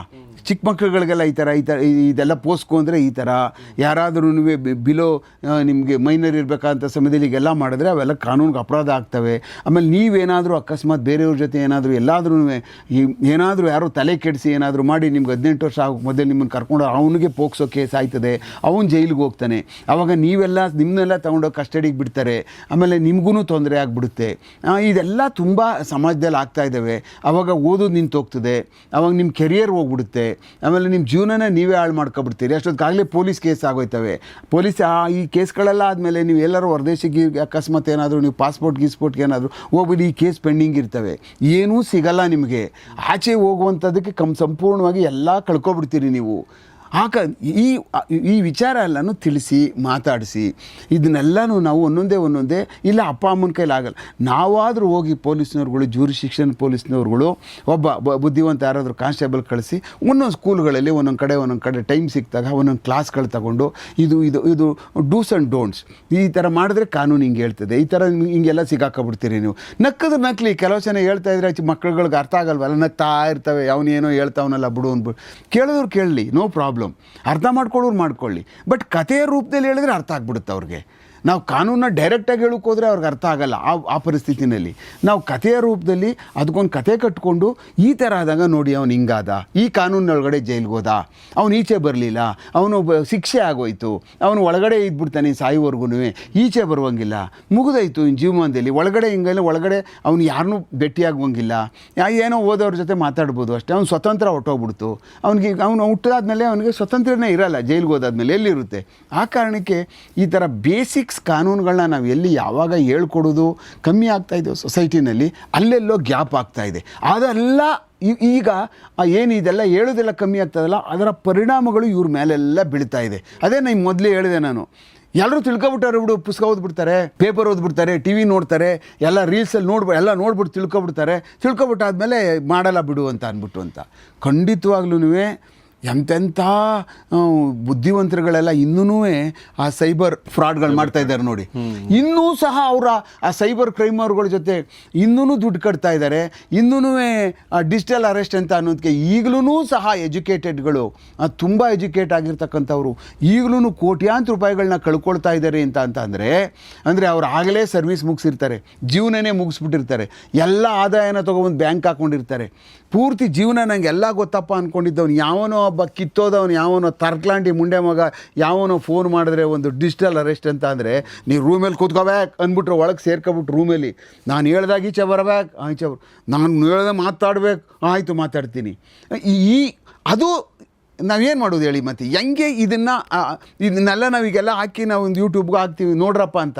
ದೇವ್ರನ್ನೇ ನೋಡಲ್ಲ ಅದನ್ನ, ನಾನು ಹೇಳ್ತೀನಲ್ಲ, ಇದನ್ನೆಲ್ಲ ಬಿಟ್ಟು ಬೇರೆ ನೋಡ್ತಾರೆ ಅವರು. ಸಿಗಾಕೊಂಡು ಆದಮೇಲೆ ಹೌದಾ ಇಂಥದ್ದೇ ಹುಡುಕ್ತಾರೆ, ಏನು ಪ್ರಯೋಜನ? ಇವ್ರು ಆಗಲೇ ಅಫ್ಘಾನಿಸ್ತಾನ ಟ್ರೈನ್ ಹೋಗ್ಬಿಟ್ಟಾದ್ಮೇಲೆ ಇವ್ರು ಅಲ್ಲಿ ಬಾಲ ಹಿಡಿಕೆಲ್ಲ ಆಯ್ತದೆ, ಓಡೋಗ್ತದೆ. ಹಾಗೆ ಜೀವನ ಈ ಕಳ್ಳರಿಂದ ತಪ್ಪಿಸ್ಕೊಳ್ಳೋದೇ ಒಂದು ಅತ್ಯಂತ ಭಾಳ ದೊಡ್ಡ ಡಿಫೆನ್ಸ್ ಮೆಕ್ಯಾನಿಸಮ್ ಜೀವನದಲ್ಲಿ. ಚೀಟರ್ಸ್ಗಳಿಂದ ಮತ್ತು ಕಳ್ಳರಿಂದ ಇವರಿಂದ ತಪ್ಪಿಸ್ಕೊಂಡು ನಾವು ಏನೂ ಇಲ್ಲದೆ ಯಾರಿಗೂ ಮೋಸ ಹೋಗದೆ ಜೀವನ ಮಾಡ್ತಾಯಿದ್ದೀವಿ ಅಂದರೆ ಮಹಾನ್ ದೊಡ್ಡ ವಿದ್ಯೆ ಅದು. ಅದಕ್ಕಿಂತ ವಿದ್ಯೆ ಇನ್ನಿಲ್ಲವೇ ಇಲ್ಲ. ನೀವು ಏನಾದರೂ ನೀವು ಕೊನೆವರೆಗೂ ನನಗೆ ನನ್ನ ಮಗನಿಗೆ ಮೋಸ ಮಾಡಲಿಲ್ಲಪ್ಪ, ನನಗೆ ಯಾರೂ ಚೀಟ್ ಮಾಡಲಿಲ್ಲ, ನಾನು ನೆಮ್ಮದಿಯಾಗಿದ್ದೀನಿ, ಇದುವರೆಗೂ ಯಾರೂ ಮಾಡೋಕ್ಕಾಗಲಿಲ್ಲ ಅಂದರೆ ಮಹಾನ್ ಬುದ್ಧಿವಂತರವರು ಎಸ್.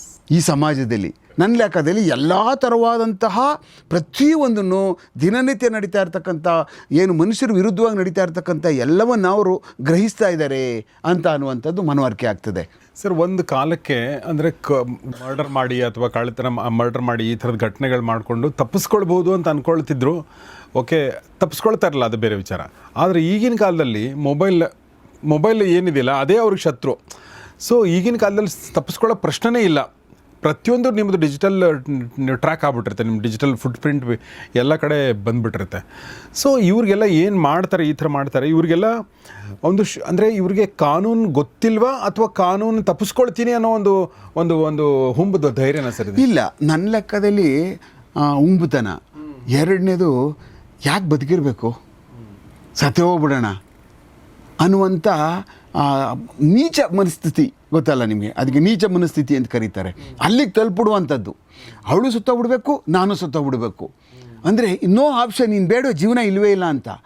ಆ ಮನಸ್ಥಿತಿಗೆ ಯಾಕೆ ಹೋಗ್ತಾ ಇದ್ದಾರೆ ಇವರೆಲ್ಲ ಅಂತ ಅನ್ನುವಂಥದ್ದು ದೊಡ್ಡ ಯಕ್ಷ ಪ್ರಶ್ನೆ. ಈಗ ಯಾಕೆ ಹೋಗ್ತಾವ್ರು, ಇದೇನಿದೆ ಈ ಥರ ಕೊಂದಾಕ್ಬಿಟ್ಟು, ಅವಳು ಯಾರೋ ಯಾವನಿಗೋಸ್ಕರನೋ ಅವ್ರು ಏನೋ ತಾಯಿ ಏನೋ ಬೈದ್ಲಂತೆ, ತಾಯಿ ಬೈದೆ ಇನ್ಯಾರು ಬೈತಾರೆ, ಹಾಕೊಂಡು ತಾಯಿ ಎತ್ತಿರು ಗೊತ್ತಿಲ್ವ?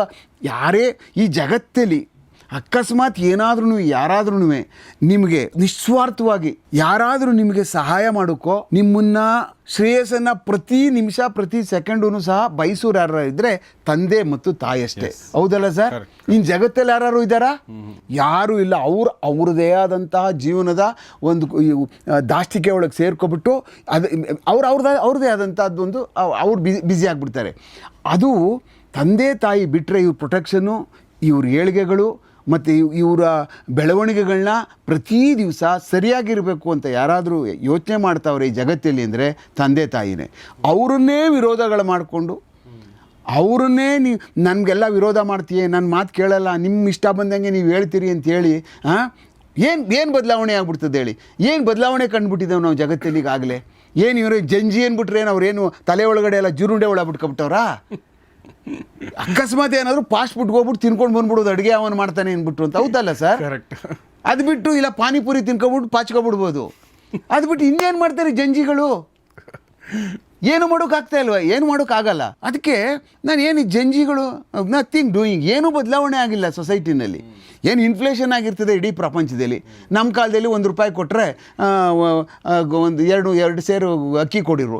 ಈಗ ಅದೇ ₹1 ಈಗ ₹100 ಅಷ್ಟೇ. ಆಗ ₹1 ದುಡಿತಿದ್ದನು ಈಗ ₹100 ದುಡಿತಾನೆ. ವ್ಯತ್ಯಾಸ ಏನಾಗಲಿಲ್ಲ.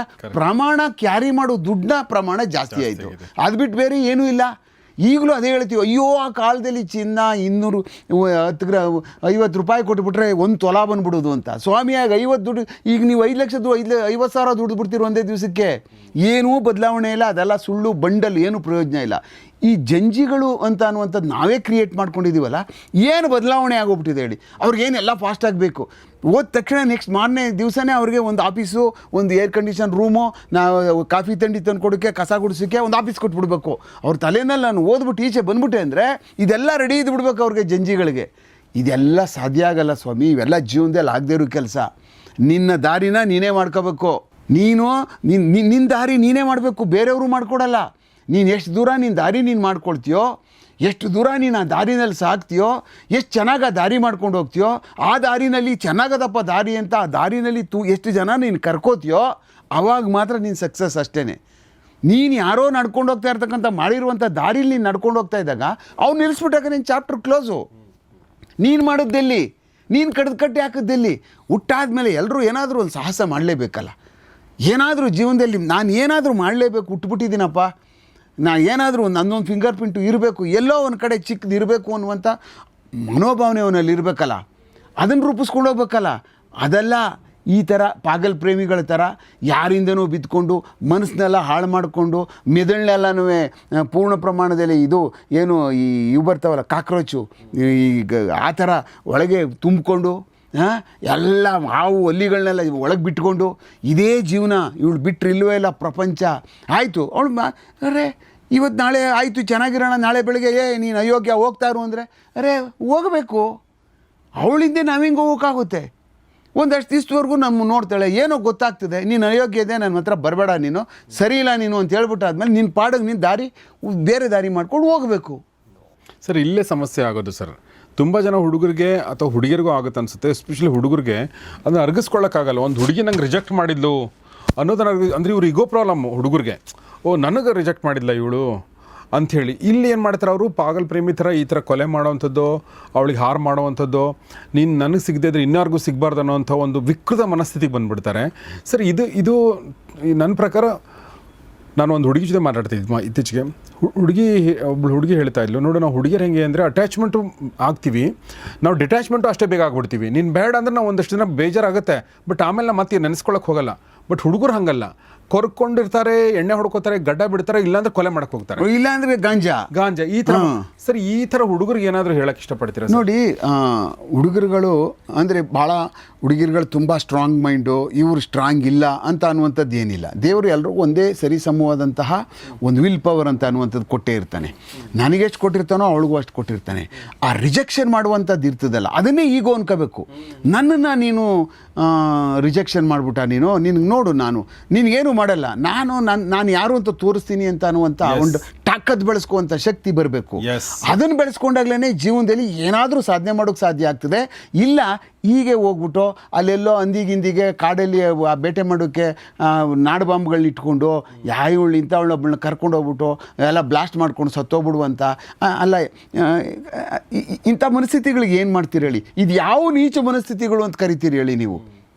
ಪಾಪ ಯಾರೋ ಬಡವ, ಅವನೆಲ್ಲೋ ಲೋನ್ ತಗೊಂಡು ಏನೋ ಒಂದು ಕಾರ್ ತಗೊಂಡು ಅವನು ಹೊಟ್ಟೆ ಪಾಡಿಗೆ ಅವನೆಲ್ಲೋ ಯಾವುದೋ ಟ್ರಾವೆಲ್ಸಲ್ಲಿ ಗಾಡಿ ಓಡಿಸ್ಕೊಂಡು ಅವನ್ನ ಕರ್ಕೊಂಡು ಆ ಗಾಡಿನೂ ಸುಟ್ಟಾಕಿ, ಇವನು ಮನುಷ್ಯನ ರೂಪದ ನರರಾಕ್ಷಸ ಇರ್ಬೋದು. ನಾವೇನು ನೋಡಲಿಲ್ಲ, ಯಾರನ್ನೂ ಕೇಳಲಿಲ್ಲ. ದೆವ್ವಗಳಂತೂ ಇಷ್ಟು ವರ್ಷ ರಾತ್ರಿ ಹೊತ್ತು ಓಡಾಡಿದ್ದೀವಿ, ದೆವ್ವ ಥರ ದೆವ್ವ ಕಾಣಿಸ್ಲಿಲ್ಲ, ಎಲ್ಲೂ ಪೀಡೆಗಳು ಕಾಣಿಸ್ಲಿಲ್ಲ. ಇಷ್ಟು ದಿವಸ ಓಡಾಡಿದ್ದೀವಿ, ಕೇಳಿದ್ದೀವಿ, ಮಾಡಿದ್ದೀವಿ, ಎಲ್ಲೂ ದೇವ್ರು ಕಾಣಿಸ್ಲಿಲ್ಲ. ಆದರೂ ದೇವ್ರ ಕೈ ಮುಗಿತೀವಿ. ಅದಿದ್ರೇ ಈ ಪ್ರಪಂಚ ಹಿಂಗೆ ನಿಂತಿರುವಂಥದ್ದು, ಏನೋ ನಡೆಯುವಂಥದ್ದು. ಆದರೆ ಕಾಣಿಸ್ಲಿಲ್ಲ ಬಿಡು, ಇಲ್ಲ ಅಂತ ಅನ್ನುವಂಥ ಮನಸ್ಥಿತಿಗೆ, ಕೆಟ್ಟ ಮನಸ್ಥಿತಿಯವ್ರು ನಾವಲ್ಲ. ನಂಬಿಕೆ ಇರುವಂಥದ್ದು ನಮಗಿದೆ ದೇವ್ರದ್ದು. ಅದು ಹಾಗೆ ಏನೂ ಇಲ್ಲ, ಏನೆಲ್ಲ ಇದೆ. ನಿಮಗೆ ಬೇರೆಯವ್ರಿಗೆ ಸಹಾಯ ಮಾಡೋಕ್ಕಾಗಲಿಲ್ಲ ಅಂದರೆ ಕೆಟ್ಟದ್ದು ಮಾಡಬೇಡ. ನಿನ್ನ ಕೈಲಾಗಲ್ವಾ, ಅವ್ರಿಗೆ ಕೆಟ್ಟದ್ದು ಮಾಡೋಕ್ಕೆ ಹೋಗಬಾರ್ದು. ಅದನ್ನು ಯಾವಾಗ ನೀವು ಕೆಟ್ಟದ್ದು ಮಾಡೋಕ್ಕೆ ಹೋಗುವಂಥ ಮನಸ್ಥಿತಿ ಬಂದಾಗ ಇದೇ ಥರವಾದಂತಹ ನೀಚ ಮನಸ್ಥಿತಿ ಅಂತಂದರೆ ಅದರಲ್ಲೇನು ತೀರ್ಮಾನ ತಗೋತಾರಲ್ಲ ಪಾಗಲ್ ಪ್ರೇಮಿಗಳು, ಅದೇ ಥರದ ಮನಸ್ಥಿತಿ ಇದೂ ಸಹ. ಕೆಟ್ಟದ್ದು ಮಾಡುವಂಥದ್ದು ಎಲ್ಲ ಒಂದು ಗ್ರೂಪ್ ಅದಾಗ್ಬೋದು, ಇನ್ನೊಂದು ಕಡೆ ಇದು ಆಗ್ಬೋದು. ಆ ಕಾರಣಕ್ಕೋಸ್ಕರನೇ ಯಾವಾಗ ಇಂಥ ನೀಚ ಮನಸ್ಥಿತಿಗೆ ಹೋಗ್ತಾನೆ ಒಬ್ಬ ಮನುಷ್ಯ, ಅದನ್ನು ಯಾವಾಗ ಬಿಟ್ಟು ಈಚೆ ಬರಲ್ವೋ, ಅದನ್ನು ಬೆಳೆಸ್ಕೊಳ್ಳಲ್ವೋ, ಅದರಿಂದ ಸ್ವಲ್ಪ ಆಲೋಚನೆಗಳು ಮಾಡಲ್ವೋ, ಈ ಥರ ಆಗಿದೆ ನಾನು ಏನು ಮಾಡಬೇಕು ಅಂತ ಹೇಳ್ಬಿಟ್ಟು ಅಂತ ಯಾರಾದ್ರೂ ಒಂದು ಕೌನ್ಸಿಲಿಂಗೋ ಯಾರಿಗಾದ್ರೂ ಒಬ್ಬರಿಗೆ ಹೋಗಿ ಸರ್ ಏನು ಮಾಡೋದು ಅಂದಾಗ ಅವರ ಒಪಿನಿಯನ್ಗಳು ತಗೊಳ್ದೆ, ಅಂದರೆ ಅವ್ರ ಮಾತುಗಳು ಕೇಳಿದೆ, ಏಕಾಏಕಿ ಈ ಥರ ಒಂದು 5 ವರ್ಷ 6 ವರ್ಷದ ತನಕ ಜೊತೆಯಲ್ಲಿರೋದು, ಅವಳೆಲ್ಲೋ ಇರ್ತಾಳೆ, ಒಂಟಿಯಾಗಿ ರೂಮ್ಗೆ ಹೋಗೋದು, ಕರ್ಕೊಳ್ಳೋದು, ಎದುರಿಸ್ಕೊಳ್ಳೋದು, ಕೂರಿಸ್ಕೊಳ್ಳೋದು, ಇದೆಲ್ಲ ಇದೆಯಲ್ಲ, ಇದು ನನ್ನ ಲೆಕ್ಕದಲ್ಲಿ ಹೆಣ್ಮಕ್ಳುಗಳು ಈ ಥರ ಹೋಗ್ಲೂಬಾರ್ದು, ತಪ್ಪದು. ಅವನು ಏನೋ ಪ್ಲ್ಯಾನ್ ಮಾಡ್ಕೊಂಡು 6 ವರ್ಷ ಆದಮೇಲೆ ನನಗೆ ಕರ್ಕೊಂಡು ಹೋಗ್ತಾವನಿ ಅಂತ ಅನ್ನುವಂಥದ್ದಾದಾಗ ಇವಳು ಏಕಾಏಕಿ ಕಾರಲ್ಲಿ ಕೂತ್ಕೊಬಿಟ್ಟು ಬಾಂಬ್ ಇಟ್ಬಿಡ್ತೀನಿ ಬಾ ಅಂದ್ಬಿಟ್ಟು ಅಂತ ಡ್ರೈವರ್ ಅವನೇ, ಅವ್ನು ಎಲ್ಲೇ ಹತ್ತಬೇಕಾದಾಗಲೇ ಹೇಳ್ಬೋದು. ಅಂದರೆ ಏನೇ ಆದ್ರೂ ಸಹ ಈ ನಂಬಿಕೆ ಅಂತ ಅನ್ನುವಂಥದ್ದು ಇರ್ತದಲ್ಲ, ಅದಕ್ಕೆ ಎಲ್ಲೋ ಬ್ರೇಕ್ ಕೊಡಬೇಕಾಗ್ತದೆ ಇವರು. ಈಗ ನೋಡಿ, ಅಕಸ್ಮಾತ್ ಹೋಗಲೇ ಇಲ್ಲ ಅಂದಿದ್ರೆ ಅವಾಗ ಬೇರೆ ಇನ್ನೇನಾಗ್ತಿತ್ತು, ಅದು ಬೇರೆ ವಿಚಾರ. ಅವಳು ರಿಜೆಕ್ಟೇ ಮಾಡಿಬಿಟ್ಟಿದ್ದಿದ್ರೆ ಆವಾಗಲೇ ನಾನು ರಿಜೆಕ್ಟ್ ಮಾಡಿಬಿಟ್ಟಿದ್ದೆ, ನನ್ನ ಜೊತೆ ಮಾತಾಡಬೇಡ ಅಂತ ಫೋನ್ ಬ್ಲಾಕ್ ಮಾಡಿಬಿಟ್ಟಿದ್ಲು, ಎಲ್ಲ ಮಾಡಿಬಿಟ್ಟಿದ್ಲು. ಆದ್ರೂ ಯಾಕೆ ಓದ್ಲು ಅನ್ನುವಂಥದ್ದು ಬರುತ್ತೆ. ಎಲ್ಲೋ ವೀಕ್ ಇದ್ದಾಳ ಅವಳು. ಇದೆಲ್ಲ ಕಾರಣ ಆದದ್ದು ಅವ್ನು ಸುಡೋದಕ್ಕೆ. ಅವ್ನು ಬೆಂಕಿ, ಆಮೇಲೆ ಅಲ್ಲಿ ಬಾಂಬೆ ಎಲ್ಲ ಆಗ್ತಿದ್ದ, ಅವ್ನು ಯಾವಾಗ ಆಗ್ತಿದ್ದ, ಇಲ್ಲೇ ಇದ್ದಿದ್ರೆ ಇನ್ಯಾವಾಗ ಸಾಯಿಸ್ತಿದ್ದ, ಅದು ಬೇರೆ ವಿಚಾರ ಅದು. ಬಟ್ ಈ ಸ್ಟೆಪ್ಪಲ್ಲಿ ಇದೆಲ್ಲ ಆಗುವಂಥ ಪರಿಸ್ಥಿತಿ ಆದಾಗ ಒಂಟಿಯಾಗಿ ಅವನ ಜೊತೆ ಹೋಗ್ತಕ್ಕಂಥ ನಿರ್ಧಾರ ಮಾಡಿರುವಂಥದ್ದು ಇದೆಯಲ್ಲ, ಅನ್ಲಕ್ಕದಲ್ಲಿ ಎಲ್ಲೋ ಸರಿ ಇಲ್ಲ. ಅದೇನೋ ಅವಳು ಫ್ರೆಂಡ್ ಪಿ ಜಿಗೆ ಹೋದಂತೆ ಅವಳ ಫ್ರೆಂಡ್ಗೆ ಗಲಾಟೆ ಮಾಡಿದಂತೆ, ಇಲ್ಲ ನೀನು ನನ್ನ ಫ್ರೆಂಡ್ ಜೊತೆ ಗಲಾಟೆ ಮಾಡಬೇಡ ನಾನು ಬರ್ತೀನಿ ಅಂತ ಬಂದ್ಲಂತೆ, ಏನೋ ಅವಳ ಸಹಾಯಕತೆ ಸ್ಥಿತಿ ಏನಿತ್ತು ಗೊತ್ತಿಲ್ಲ ನಮಗೆ. ಬಟ್ ಒಟ್ಟಿನಲ್ಲಿ ಸರ್ ಇದು ಅಂದರೆ ನಾಟ್ ಅಕ್ಸೆಪ್ಟಬಲ್ ಅನ್ನೋದು ಗೊತ್ತಾಗುತ್ತೆ, ಈ ಥರ ಮನಸ್ಥಿತಿಗಳು. ಸರ್ ಇನ್ನೂ ಒಂದು ಕೇಸ್ ನಾನು ನಿಮಗೆ ಬೆಂಗಳೂರಲ್ಲೇ ನಡೆದಿರುವಂಥದ್ದು, ರಿಂಗ್ ರೋಡ್ ಶುಭ ಅಂತ ಒಂದು ಸಿನಿಮಾ ಕೂಡ ಆಗಿದೆ ಅದ್ರ ಬಗ್ಗೆ. ಅದೇ ಥರದ ಪುಣೆನಲ್ಲಿ ನಡೆದಿರುವಂಥ ಕತೆ ಸರ್. ಇದು ನಂಗೆ ಅರ್ಥನೇ ಆಗಲ್ಲ ಸರ್. ಅಂದರೆ ಒಂದು ಹುಡುಗನ ಜೊತೆ ಎಂಗೇಜ್ಮೆಂಟ್ ಆಗಿದೆ, ಮನೆಯವರೆಲ್ಲ ಸೇರ್ಕೊಂಡು ಎಂಗೇಜ್ಮೆಂಟ್ ಮಾಡಿದ್ದಾರೆ. ಬಟ್ ಈ ಹುಡುಗಿಗೆ ಒಬ್ಬ ಬಾಯ್ ಫ್ರೆಂಡ್ ಇದ್ದಾನೆ. ಓಕೆ, ಅಂದರೆ ಲಕ್ಷಾಂತರ ಜನರಿಗೆ ಈ ಥರ ಇರುತ್ತೆ. ಅವಾಗ ಏನು ಮಾಡ್ತಾರೆ, ಹುಡುಗನಿಗೆ ಹೇಳ್ತಾರೆ, ನೋಡಪ್ಪ ನಂಗೆ ಬಾಯ್ ಫ್ರೆಂಡ್ ಇದನ್ನು ದಯವಿಟ್ಟು ನೀವು ರಿಜೆಕ್ಟ್ ಮಾಡ್ಬಿಡು ನನ್ನ ಅಂತ. ಮನೆಯವ್ರಿಗೆ ಹೇಳ್ತಾರೆ, ಇಲ್ಲ ಅವ್ರ ಮನೆಯವ್ರಿಗೆ ಹೇಳ್ಬೋದು, ಅಥವಾ ಏನಾದರೂ ಒಂದು ಮಾಡ್ಬೋದು. ಅದು ಯಾವುದೋ ಮುಖಾಂತರ ಕಮ್ಯುನಿಕೇಶನ್ ಮಾಡಿ ಕಟ್ ಮಾಡ್ಕೊಳ್ಳೋ ಪ್ರಯತ್ನ ಮಾಡಿಬಿಡ್ತಾರೆ. ಯಾವುದು ನಾನು ಇನ್ನೊಬ್ಬನ ಜೊತೆ ಇದ್ದೀನಿ, ಇಲ್ಲ ಅವ್ನು ಯಾರೋ ಹೋಗಿ ಅವ್ನು ಲೆಟರ್ ಬರೆದು ಬಿಡೋದೋ, ಇಲ್ಲ ಮೆಸೇಜ್ ಕಳಿಸೋದೋ, ನಾನು ಬೇರೆಯವ್ರ ಜೊತೆ ನಾನು ಇದಾಗಿದ್ದೀನಿ ಅಂತೇಳಿ ಅಶರೀರವಾಗಿ ಗೊತ್ತಾಗದವ್ರ ಥರ ಕಟ್ ಮಾಡಿಬಿಡುವಂಥದ್ದು ತುಂಬ ಮಾಡ್ತಾರೆ. ಅದು ಬಿಟ್ಟು ನಾನು ಎಂಗೇಜ್ಮೆಂಟ್ ಆಗಿರೋ ಹುಡುಗನ್ನೇ ಕೊಲೆ ಮಾಡ್ತೀನಿ ನನ್ನ ಬಾಯ್ ಫ್ರೆಂಡ್ ಜೊತೆಗಂತ ಸೇರಿ ಮಾಡೋದಿದೆಯಲ್ಲ, ಇದೇ ಥರದ್ದು ಇನ್ನೊಂದು ಕೂಡ ಕೇಸ್ ಆಗಿತ್ತು ಸರ್ ಉತ್ತರ ಭಾರತದಲ್ಲಿ. ಬಾಯ್ ಫ್ರೆಂಡ್ ಜೊತೆ ಸರ್ ಗಂಡನ ಅವಳು ಕೊಲೆ ಮಾಡಿದ್ದಾಳೆ, ಮದುವೆ ಆದಮೇಲೆ ಗಂಡನ ಕೊಲೆ ಮಾಡಿದ್ದಾಳೆ. ಆಮೇಲೆ ಈ ನಮ್ಮ ನಾಗ್ತಿಹಳ್ಳಿ ಚಂದ್ರಶೇಖರ್ ಸಿನಿಮಾದಲ್ಲಿ ಸರ್ ಅದು ಇದೇ ಕೇಸು. ಸರಿ, ಯಾಕೆ ಈ ಹುಡುಗಿಯರಿಗೆ ಏನು ಬುದ್ಧಿನೇ ಇಲ್ವಾ ಈ ಥರ ಮಾಡೋಕ್ಕೆ ಅಂತ ಏನು ಅರ್ಥನೇ ಆಗಲ್ವಲ್ಲ ಸರ್? ಯಾಕೆ ಅಂದರೆ ಒಂದು ಹುಡುಗನ ಜೀವನ ಸುಮ್ಮನೆ ಹಾಳು ಮಾಡಿದ್ರಲ್ಲ ಸರ್, ಅವ್ನಿಗೇನು ಗೊತ್ತೇ ಇಲ್ಲ, ಯಾಕೆ ಸಾಯ್ತಾ ಇದ್ದಾನೆ ಅನ್ನೋದು ಗೊತ್ತಿಲ್ಲ ಅವನಲ್ಲ. ನೋಡಿ, ಮೊದಲು ಸಹ ಅದರಲ್ಲಿ ಫಸ್ಟ್ ಒಂದು ಸಾರಿ ಕರ್ಕೊಂಡು ಹೋಗ್ಬಿಟ್ಟು ಆ ಕೆಲಸ ಮಾಡೋರು ಅವರು. ಅಂದರೆ ಆವಾಗ ತಳ್ಳುಕ್ಕೆ ಹೋಗೋವಳೆ ಮೊದಲು ಫಸ್ಟ್ ಟೈಮು, ಆವಾಗ ಅವ್ನು ಹಿಡ್ಕೊಬಿಟ್ಟಿದ್ದಾನೆ, ಬಚಾವಾಗ್ಬಿಟ್ಟು ಹಾವು ಬಂದ್ಬಿಡ್ತು, ಅದಕ್ಕೆ ತಳ್ಳುಬಿಟ್ಟೆ ಅಂತ ಹೇಳಿದ್ದಾಳೆ. ಪುನಃ ಎರಡನೇ ಸಾರಿ ಇವನನ್ನು ಪ್ಲ್ಯಾನ್ ಮಾಡ್ಕೊಂಡು ಕರ್ಕೊಂಡೋಗಿ ಅವನನ್ನು ಕೊಲ್ಲುವ, ಅಂದರೆ ಎಲ್ಲೋ ಲ್ಯಾಕ್ ಆಫ್ ನಾಲೆಡ್ಜ್ ಅಂತ ಕರೀತದೆ ಒಂದು. ಆಮೇಲೆ ಹೆಂಗೆ ಗೊತ್ತಾಗ್ಬಿಡುತ್ತೆ, ಹೆಂಗೆ ಹಿಡಿದು ಬಿಡ್ತಾರೆ ನಮ್ಮನ್ನು ಅನ್ನುವಂಥ ಅತ್ಯಂತ ಕಮ್ಮಿ ನಾಲೆಡ್ಜ್. ಅಂದರೆ ಏನು ಜಗತ್ತಲ್ಲಿ ನಡೀತಾ ಇದೆ, ಹೇಗೆ ಪೊಲೀಸಿಂಗ್ ಇದೆ, ಹೇಗೆ ಇನ್ವೆಸ್ಟಿಗೇಷನ್ಗಳಿದ್ದಾವೆ, ಸಮಾಜ ಎಲ್ಲಿಗೆ ಬರ್ತಾ ಇದೆ ಅಂತ ಅನ್ನುವಂಥ ಎಲ್ಲೋ ತಿಳುವಳಿಕೆಯ ಜ್ಞಾನ ಅವರಲ್ಲಿಲ್ಲ. ಇಲ್ಲ ಅಂದರೆ ಇಂಥ ಒಂದು ನಿರ್ಧಾರನ ನೋಡಿ ಎಲ್ಲ ಎಜುಕೇಟೆಡ್ಗಳೇ ಮಾಡೋದು. ಅನ್ಎಜುಕೇಟೆಡ್ಗಳು ಯಾರು ಇದರಲ್ಲಿ ಯಾರೂ ಇಲ್ಲ. ಯಾರು ಇಂಥ ಕೇಸಸ್ಗಳು ನೋಡ್ತಾನೆ ಇಲ್ಲ. ನಾವು ಎಲ್ಲ ಎಜುಕೇಟೆಡ್ ಕ್ಲಾಸ್ಗಳೇ ಮಾಡ್ತಾ ಇರುವಂಥದ್ದು. Yes sir. ಆಮೇಲೆ ನೋಡಿ ಸರ್, ಇನ್ನೊಂದು ನಾವು ಈಗ ಓದ್ತಾ ಇರಬೇಕಾದ್ರೆ ಈಗ ಸ್ಮಾರ್ಟ್ಫೋನ್ ಹಾಕೋತಾ ಇದ್ದೀವಿ, ನಮ್ಮ ಸ್ಮಾರ್ಟ್ಫೋನು ನಮ್ಮ ಹಾರ್ಟ್ ಬೀಟಿಗೆ ಕನೆಕ್ಟ್ ಆಗ್ತಾ ಇದೆ. ಈಗ ನನಗೆ ಏನಾದರೂ ಆದರೆ ನನ್ನ ಹಾರ್ಟ್ ಬೀಟ್ ಯಾವಾಗ ನಿಂತಿದೆ ಅನ್ನೋದು ಕೂಡ ಸ್ಮಾರ್ಟ್ಫೋನ್ ಹೇಳುತ್ತೆ. ಸೊ ನಿಮಗೆ ಡಿಜಿಟಲ್ ಪ್ರಿಂಟ್ ನೀನಲ್ಲಿ ಇರಲೇಬೇಕಾಗಿಲ್ಲ, ಗೊತ್ತಾಗ್ಬಿಡುತ್ತೆ, ಅಷ್ಟು ಮುಂದುವರೆದಿದೆ. ಆಮೇಲೆ ಹೌದು ಸರ್, ನೋಡಿ, ನೀವು ಯಾವುದೇ ರಸ್ತೆಯಲ್ಲಿ ನೀವು ಎಲ್ಲೇ ನಡೆದಾಡಿದ್ರೂ ನೀವು ಸಾವಿರಾರು ಕ್ಯಾಮ್ರಾ ಕಣ್ಣುಗಳಿಗೆ ಬಿದ್ದಿರ್ತೀರಿ. ನಿಮಗೆ ಗೊತ್ತೇ ಇರಲ್ಲ. 100ಕ್ಕೆ 100ರಷ್ಟು ನಾವುಗಳು ಈಗಿನ ಒಂದು ಪ್ರಸಕ್ತ ವಿದ್ಯಮಾನದಲ್ಲಿ ಯಾವುದೇ ರಸ್ತೆಯಲ್ಲಿ ಓಡಾಡೋಕ್ಕಾಗಲ್ಲ, ನೀವು ತಪ್ಪಿಸ್ಕೊಂಡು ಓಡಾಡೋಕ್ಕಾಗಲ್ಲ. ನಾನು ಎಲ್ಲೂ ನನ್ನ ಚಿತ್ರ ನನ್ನ ವೀಡಿಯೋಸ್ ಇಲ್ಲ ಅಂತ ಅಂದ್ಬಿಟ್ಟು ಅಂತ ಹೇಳೋಕ್ಕೆ ಸಾಧ್ಯನೇ ಇಲ್ಲ. ಯಾವ ಕಾರಣಕ್ಕೂ ನಾನು ಹೋಗಲೇ ಇಲ್ಲ, ನಾನು ಮಾಡಲೇ ಇಲ್ಲ ಅನ್ನುವಂಥದ್ದು ಏನಾದ್ರು ನೀನು ನಿರೂಪಿಸೋಕೆ ಹೋದರೆ ನಿನ್ನಂಥ ದಡ್ಡ ಈ ಜಗತ್ತಲ್ಲಿ ಯಾರಿಲ್ಲ. ನೀನು ಮನೆ ಬಿಟ್ಟು ಆಚೆ ಹೋದ ತಕ್ಷಣವೇ ನಿನ್ನ ಛಾಯೆಗಳು, ನಿನ್ನ ವಿಡಿಯೋಗಳು ರೆಕಾರ್ಡ್ ಆಗೋದಕ್ಕೆ ಪ್ರಾರಂಭ ಆಗಿಬಿಡ್ತವೆ. ಯಾವ ಕಾರಣಕ್ಕೂ ನಾನು ಹೋಗ್ಬಿಟ್ಟು ಬಂದ್ಬಿಟ್ಟೆ ಯಶವಂತಪುರಕ್ಕೆ, ಯಾರು ನಾನು ನೋಡ್ಬಿಟ್ರು, ನಥಿಂಗ್ ಡೂಯಿಂಗ್. ಯಾವ ಕಾರಣಕ್ಕೂ ನಿಮ್ಮದು ಎಲ್ಲ ಪ್ರತಿಯೊಂದೂ ಡಿಜಿಟಲ್ ರೆಕಾರ್ಡ್ ಆಗಿರ್ತವೆ, ಎಲ್ಲ ಸಿಗ್ತವೆ. ನಾಳೆ ದಿವಸ ಅದೇ ಎವಿಡೆನ್ಸ್ ಆಗಿ ಕನ್ವಿಕ್ಷನ್ ಆಗಿ ಸಜಗಳಾಗಿ ಹೋಗ್ಬಿಡ್ತೀರಿ. ಆ ಕಾರಣಕ್ಕೆ ಇಂಥವೆಲ್ಲ ಮಾಡ್ಬೇಕು. ನೋಡಿ, ಇಲ್ಲಿಂದ ಹೊರಟವನೀಗ ಇಲ್ಲಿಂದ ವಿಡಿಯೋ ಫುಟೇಜ್ನ ಅವನು ಎಲ್ಲಿ ಅವಳು ಹುಡುಗಿ ಯಾವ ರೂಟಲ್ಲಿ ಹೋದ್ಲು, ಹೆಂಗೆ ಗಾಡಿ ಹೋಯ್ತು, ಪ್ರತಿಯೊಂದು ಸಿಕ್ಬಿಡ್ತವೆ. ನಿಮಗೆ 100 ಮೀಟ್ರಿಗೂ ಸಿಗ್ತವೆ, ಇವಾಗ 50 ಮೀಟ್ರಿಗೂ ಸಿಗ್ತವೆ ಇವಾಗ ನಿಮ್ಮ ವಿಡಿಯೋಗಳು. ಅಲ್ಲ, ಉಮೇಶ್ ಸರ್ ಥರದ ಇನ್ಸ್ಪೆಕ್ಟರ್ ಏನಾದರೂ ಇದ್ಬಿಟ್ರೆ ಏನು ಇಲ್ಲದೇ ಹುಡುಕಿದ್ದಾರೆ ನೀವು ಮಾಡಿದಿರಲ್ಲ ಸರ್ ನೀವು. ಅಲ್ಲಿ ಇವು ನಮಗೆ ಅವ್ರು ಎಂಥ ಪ್ರಳಯಾಂತಕರಾಗಲಿ, ಎಂಥವನೇ ಆಗಲಿ, ಕೊಲೆ ಅಂತೂ ಮಾಡಿರೋ ಸತ್ಯ, ಅದು ಮಾಡೋನಲ್ವಾ, ನಮ್ಗೆ ಅಷ್ಟು ಸಾಕು. ಈ ಕೊಲೆ ಆಗಿದೆ ಅಂದ್ರೆ ಒಬ್ಬ ಕೊಲೆಗಾರ ಇರಲೇಬೇಕಲ್ಲ. ಇದು ಮಾಡೋನಲ್ಲ ಅವನು, ಆಗಲಿಲ್ಲ ಅಂದರೆ ಪರವಾಗಿಲ್ಲ, ಕೊಲೆ ಮಾಡಿದವನೇ ಅವನಿಗೆ ಮಾಡವನೇ ಅವ್ನು ಹಿಡಿಬೇಕಷ್ಟೇನೆ. ಇಲ್ಲಿ ಕೊಲೆ ಮಾಡಾದ್ಮೇಲೆ ನಾವು ಹಿಡಿಲೇಬೇಕಲ್ಲ, ಹಿಡಿತೀವಿ, ಸಿಕ್ತಾನೆ. ಯಾವ ಕಾರಣಕ್ಕೂ ತಪ್ಪಿಸ್ಕೊಳ್ಳೋಕೆ ಸಾಧ್ಯನೇ ಇಲ್ಲ. ಮನುಷ್ಯನೇ ಮಾಡಿರೋದು ಅದು, ಇನ್ನೇನು ಬೇರೆದೇನು ಮಾಡಿರೋಕ್ಕೆ ಸಾಧ್ಯ ಇಲ್ಲ. ನಾನು ಒಬ್ಬ ಮನುಷ್ಯ ಅಂದರೆ ನಾನು ಅದು ಪತ್ತೆ ಮಾಡೋಕ್ಕಾಗಲಿಲ್ಲ ಅಂದರೆ ನಾನು ಅವನಿಗಿಂತ ಕಳಪೆ ಆಗ್ಬಿಡ್ತೀನಲ್ಲ. ಅಂದರೆ ಎಷ್ಟು ಬೇಗ ಹಿಡಿತೀನಿ ಅನ್ನೋದು ಇಂಪಾರ್ಟೆಂಟ್ ಅಲ್ವಾ. ಆ ಕಾರಣಕ್ಕೆ ನಾವು ಈ ಪಾಗಲ್ ಪ್ರೇಮಿಗಳ ವಿಚಾರ ಮಾತಾಡ್ತಾ ಇದ್ದೋ. ನನ್ನ ಲೆಕ್ಕದಲ್ಲಿ ಈ ಪಾಗಲ್ ಪ್ರೇಮಿಗಳಿಗೆ ಏನಿದೆಯಲ್ಲ, ನಾವುಗಳು ಪೇಪರಲ್ಲಿ ಕೊಡೋಣ, ಇದರಲ್ಲಿ ಮೀಡಿಯಾಗಳೆಲ್ಲ ಅವ್ರಿಗೆ ಹೇಳಿ ಬುದ್ಧಿ ಕಲಿಸೋಣ ಆಗಲ್ಲ. ಇದರಲ್ಲಿ ಏನು ನಮ್ಮ ದಸ್ತಗಿರಿ ಮಾಡಿ ಜೈಲಿಗೆ ಕಳಿಸ್ಕೊಡ್ತೀವಲ್ಲ ನಾವು, ಕಳಿಸ್ಕೊಟ್ಟು ಆದಮೇಲೆ ಜೈಲಲ್ಲಿ ಇವ್ರಿಗೆ ಮಾತಾಡಬೇಕು. ಒಂದು ಜೈಲಿಗೆ ಹೋದಾದ್ಮೇಲೆ, ಜೈಲಿಗಂತೂ ಹೋಗ್ತಾರೆ, ಅದಾದಮೇಲೆ ಇವ್ರುಗಳಿಗೆ ಯಾವುದೇ ಕಾರಣಾಂತರಕ್ಕೂ ಬೇಲ್ಗಳು ಸಿಗಬಾರ್ದು.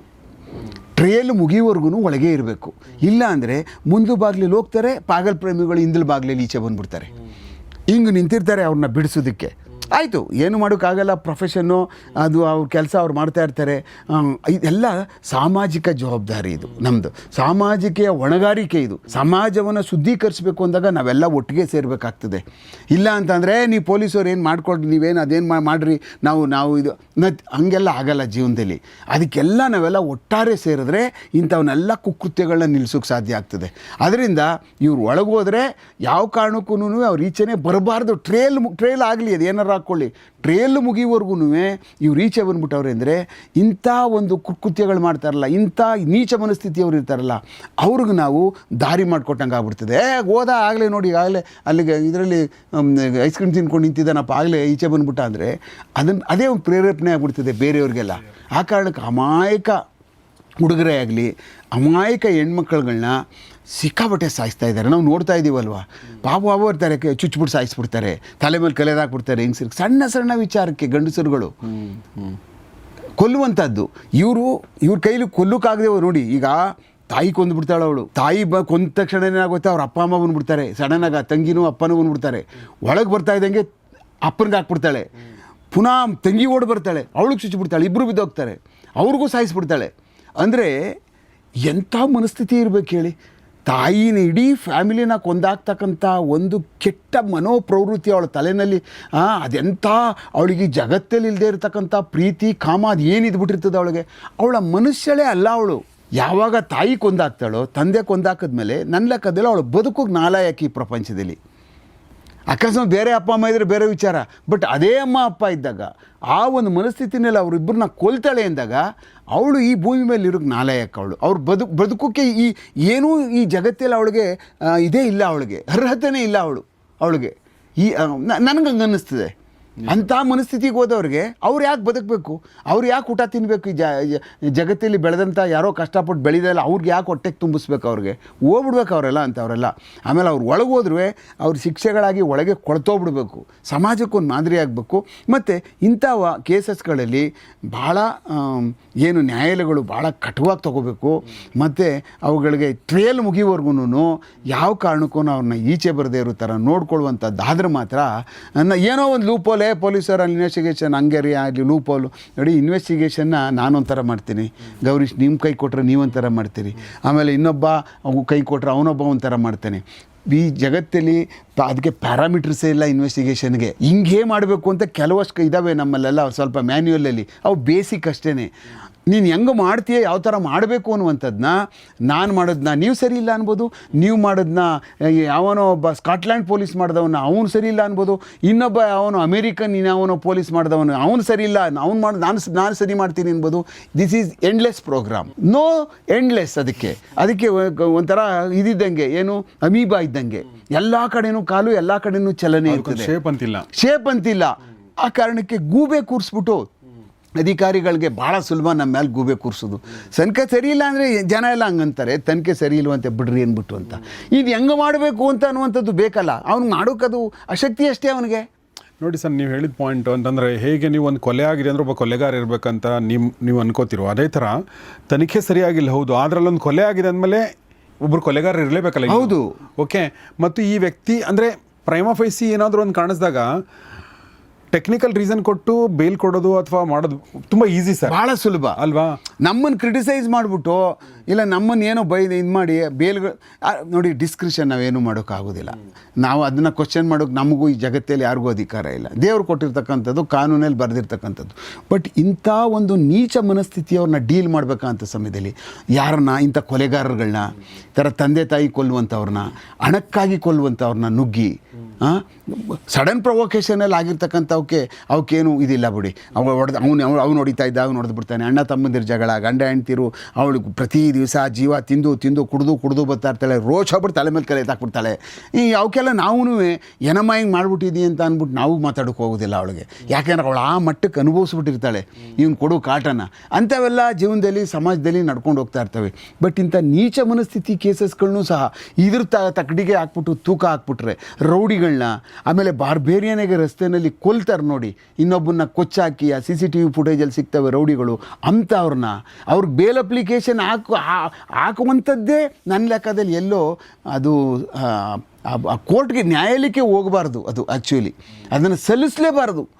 ನಾನು ಲಾಯರ್, ಈಗ ನಾನು ನಾನು ರಿಜಿಸ್ಟ್ರ್ ಮಾಡಿಸಿದ್ದೆ, ನಾನು ಕೇಸ್ಗಳೇನೋ ನೋಡ್ಕೊಂಡು ಬರ್ತೀನಿ. ಬಟ್ ನನಗೆ ಹಂಗೆ ಅನ್ನಿಸ್ತದೆ ಆ್ಯಸ್ ಎ ಪೊಲೀಸ್ ಆಗಿದ್ದು ಈಚೆ ಬಂದಾದಮೇಲೆ ಇಂಥವನ್ನೆಲ್ಲ ನಾವು ಕಡಿವಾಣ ನಾವು ಹಾಕ್ಕೊಳ್ಳೇಬೇಕಾಗ್ತದೆ. ಈ ಸಮಾಜ ಶುದ್ಧಿಗೋಸ್ಕರ ಕೆಲವಷ್ಟು ಕೆಲಸಗಳನ್ನ ನಾವು ಮಾಡಬೇಕಾಯ್ತದೆ. ಎಸ್ ಸರ್, ಉಮೇಶ್ ಸರ್ ಜೊತೆಗೆ ನಾನು ಇತ್ತೀಚೆಗೆ ನಡೆದಂಥ ಕೆಲವೊಂದು ಘಟನೆಗಳ ಬಗ್ಗೆ ಮಾತಾಡಿದೆ. ಉಮೇಶ್ ಸರ್ ತಮ್ಮ ಅನುಭವದ ಆಧಾರದ ಮೇಲೆ ಸಾಕಷ್ಟು ವಿಚಾರಗಳನ್ನ ಹೇಳಿದರು. ಸೊ ಬಟ್ ಒಂದು ಏನಂದರೆ, ಕೊನೆಯದಾಗಿ ಸ್ಕೂಲು ಕಾಲೇಜುಗಳಲ್ಲಿ ಈ ಬಗ್ಗೆ ಒಂದು ಇನ್ಫಾರ್ಮೇಷನ್ ಕೊಡುವಂಥ, ನಾಲೆಜ್ ಕೊಡುವಂಥ ಕೆಲಸಗಳಾಗಬೇಕು. ಅದಕ್ಕಿಂತ ಮುಖ್ಯ ಮನೆಯಲ್ಲಿ ಇದ್ರ ಬಗ್ಗೆ ಮಾಹಿತಿ ಮಾತಾಡುವಂಥದ್ದು, ಈ ಥರ ಆಯ್ತಂತೆ ಮುಕ್ತವಾಗಿ ಮಾತಾಡುವಂಥದ್ದು. ಈ ಇತ್ತೀಚೆಗೆ ನ್ಯೂಸ್ ಚಾನಲ್ಗಳನ್ನ ನೋಡುವಂಥದ್ದು, ನ್ಯೂಸ್ ಪೇಪರ್ಗಳನ್ನ ನೋಡುವಂಥ ಒಂದು ಪರಿಪಾಠ ಕೂಡ ಕಡಿಮೆ ಆಗಿದೆ. ನಮ್ಮ ಕಾಲಕ್ಕೆ ಅದೇ ಒಂದು ದೊಡ್ಡ ವಿಚಾರ ಆಗಿರೋದ್ರಿಂದ ನಾವು ಟಿ ವಿನೇ ಹೊಸದಾಗಿರೋದ್ರಿಂದ ನಾವು ಟಿ ವಿ ಎಲ್ಲರೂ ಕೂತ್ಕೊಂಡು ನೋಡ್ತಿದ್ವಿ. 9 ಗಂಟೆ ನ್ಯೂಸ್ ಅಂದರೆ ಎಲ್ಲರೂ ರಿಲೀಜಿಯಸ್ ಆಗಿ ಕೂತ್ಕೊಂಡು ನೋಡ್ತಿದ್ವಿ. ನಮಗೂ ಗೊತ್ತಾಗ್ತಿತ್ತು ಹಿಂಗೆ ಅಂತೇಳಿ. ಇವತ್ತು ಮೊಬೈಲ್ ಬಂದಿರೋದ್ರಿಂದ ಯಾರೂ ಬಂದು ಹಾಲಲ್ಲಿ ಕೂತ್ಕೊಂಡು ಒಂದು ಬುಲೆಟಿನ್ ನೋಡ್ತಾ ಇಲ್ಲ, ಬೆಳಗ್ಗೆ ಒಂದು ನ್ಯೂಸ್ ಪೇಪರ್ ಓದ್ತಾ ಇಲ್ಲ. ಓದು ಅಂತಂದ್ರೆ ಇಲ್ಲ, ನಾನು ಮೊಬೈಲಲ್ಲಿ ನೋಡಿದ್ದೀನಿ ಅಂತಂತಾರೆ. ಅದು ಏನು ನೋಡಿರಲ್ಲ, ಬರೀ ರೀಲ್ಸ್ ನೋಡಿರ್ತಾರೆ ಅಷ್ಟೇ, ಇನ್ನೇನಿಲ್ಲ. ಸೊ ಹೀಗಾಗಿ ನನ್ನ ಪ್ರಕಾರ ನ್ಯೂಸ್ ಪೇಪರ್ಗಳನ್ನ ಓದುವಂಥದ್ದು, ನ್ಯೂಸ್ ಚಾನಲ್ಗಳು ನೋಡುವಂಥದ್ದು, ಒಂದು ಬುಲೆಟಿನ್ ಆದರೂ ನೋಡುವಂಥದ್ದು, ಮತ್ತು ಅದ್ರ ಬಗ್ಗೆ ಒಂದಷ್ಟು ಅಂದರೆ, ಯಾಕಂದರೆ ಎಲ್ಲವೂ ತಂದೆ ತಾಯಿ ಹೇಳೋಕ್ಕಾಗಲ್ಲ. ಹಂಗಾಗಿದೆ, ಇಲ್ಲಿ ಹಿಂಗಾಗಿದೆ, ಅವ್ನು ಹಂಗೆ ಮಾಡ್ಕೊಂಡಂತೆ, ಇದು ಹಿಂಗಾಯ್ತು ಅಂತ ಅಂದಾಗ ನಮ್ಗೆ ಗೊತ್ತಿಲ್ಲದಂಗೆ ಗೊತ್ತಾಗುತ್ತೆ. ಏನೂ ನೋಡೋದು ಬೇಡ, ಬರೀ ನ್ಯೂಸ್ ಪೇಪರ್ಗಳನ್ನ ಓದಿದ್ರೆ ಸಾಕು, ಅಷ್ಟು ಬಾಂಡ್ಲಿ ಸಾಕು. ಅದು ದೊಡ್ಡ ಕೆಲಸ ಮಾಡಿದ್ರೆ ಎಲ್ಲ ಕವರ್ ಮಾಡಿರ್ತಾರೆ ಅದರೊಳಗಡೆ. ಅದರಲ್ಲೇನು ಏನು ಕೆಟ್ಟದ್ದೇನು ಬರ್ದಿರಲ್ಲ, ಯಥಾವತ್ತಾಗಿ ಏನು ನಡೆದಿರ್ತದೋ ಅದೇ ಬರ್ದಿರ್ತಾರೆ. ಸೊ ಅಕಸ್ಮಾತ್ ಅದು ನೋಡಿಲ್ಲ ಅಂದ್ರೆ ದಯವಿಟ್ಟು ಉಮೇಶ್ ಸರ್ ವಿಡಿಯೋಗಳನ್ನ ನೋಡ್ಕೊಂಬನ್ನಿ. ನಾವು ಸುಮಾರು ಸಾವಿರಾರು ವಿಡಿಯೋಗಳನ್ನ ಮಾಡಿದ್ದೀವಿ, ನೂರಾರು ವಿಡಿಯೋಗಳಂತೂ ಮಾಡಿದ್ದೀವಿ. ಒಂದೊಂದರಲ್ಲಿ ಒಂದೊಂದು ಮಾರಲ್ ಆಫ್ ದ ಸ್ಟೋರಿ ಇದೆ. ಯಾವ ಥರ ಜೀವನ ಮಾಡಬೇಕು, ಯಾವ ಥರ ಮಾಡಬಾರ್ದು, ಯಾರಿಂದ ದೂರ ಇರಬೇಕು, ಯಾರಿಂದ ಅಂತರ ಕಾಯ್ಕೊಳ್ಬೇಕು, ಎಲ್ಲವೂ ಕೂಡ ಗೊತ್ತಾಗುತ್ತೆ. ಅದನ್ನಾದರೂ ಮಾಡಿ ಅಂತ ಹೇಳ್ತಾ ನಾನು ಇವತ್ತಿನ ಮಾಡಿ ಅದನ್ನು ಎಸ್ ಸರ್, ಅಂತರ ಕಾಯ್ಕೋಬೇಕು ಅಂತ ಹೇಳಿದ್ರಲ್ಲ, ಭಾಳ ಅದ್ಭುತವಾದಂಥ ಇದು ಸಂದೇಶ ಸರ್. ಅದು ಈ ದುಷ್ಟರಿಂದ ದೂರ ಇಲ್ಲ ಅಂದರೆ ತಗೊಂಡೋಗ್ಬಿಟ್ಟು ಪಾತಾಳಕ್ಕೆ ತಗೊಂಡೋಗಿ ತಳ್ಳಿಬಿಡ್ತಾರೆ, ಜೀವನನೇ ನರಕ ಮಾಡಿಬಿಡ್ತಾರೆ. ಇವರೆಲ್ಲ ದುಷ್ಟರುಗಳು. ಹಂಗಾಗಿ ಗೊತ್ತಾದ ತಕ್ಷಣವೇ ಅವರಿಂದ ದೂರ ಇದ್ದು ಬಿಡಬೇಕು, ಇಲ್ಲಾಂದರೆ ಜೀವನನೇ ಬರ್ಬಾರ್ದು ಮಾಡಾಕ್ಬಿಡ್ತಾರೆ, ಏನೂ ಮಾಡೋಕ್ಕಾಗೋದಿಲ್ಲ.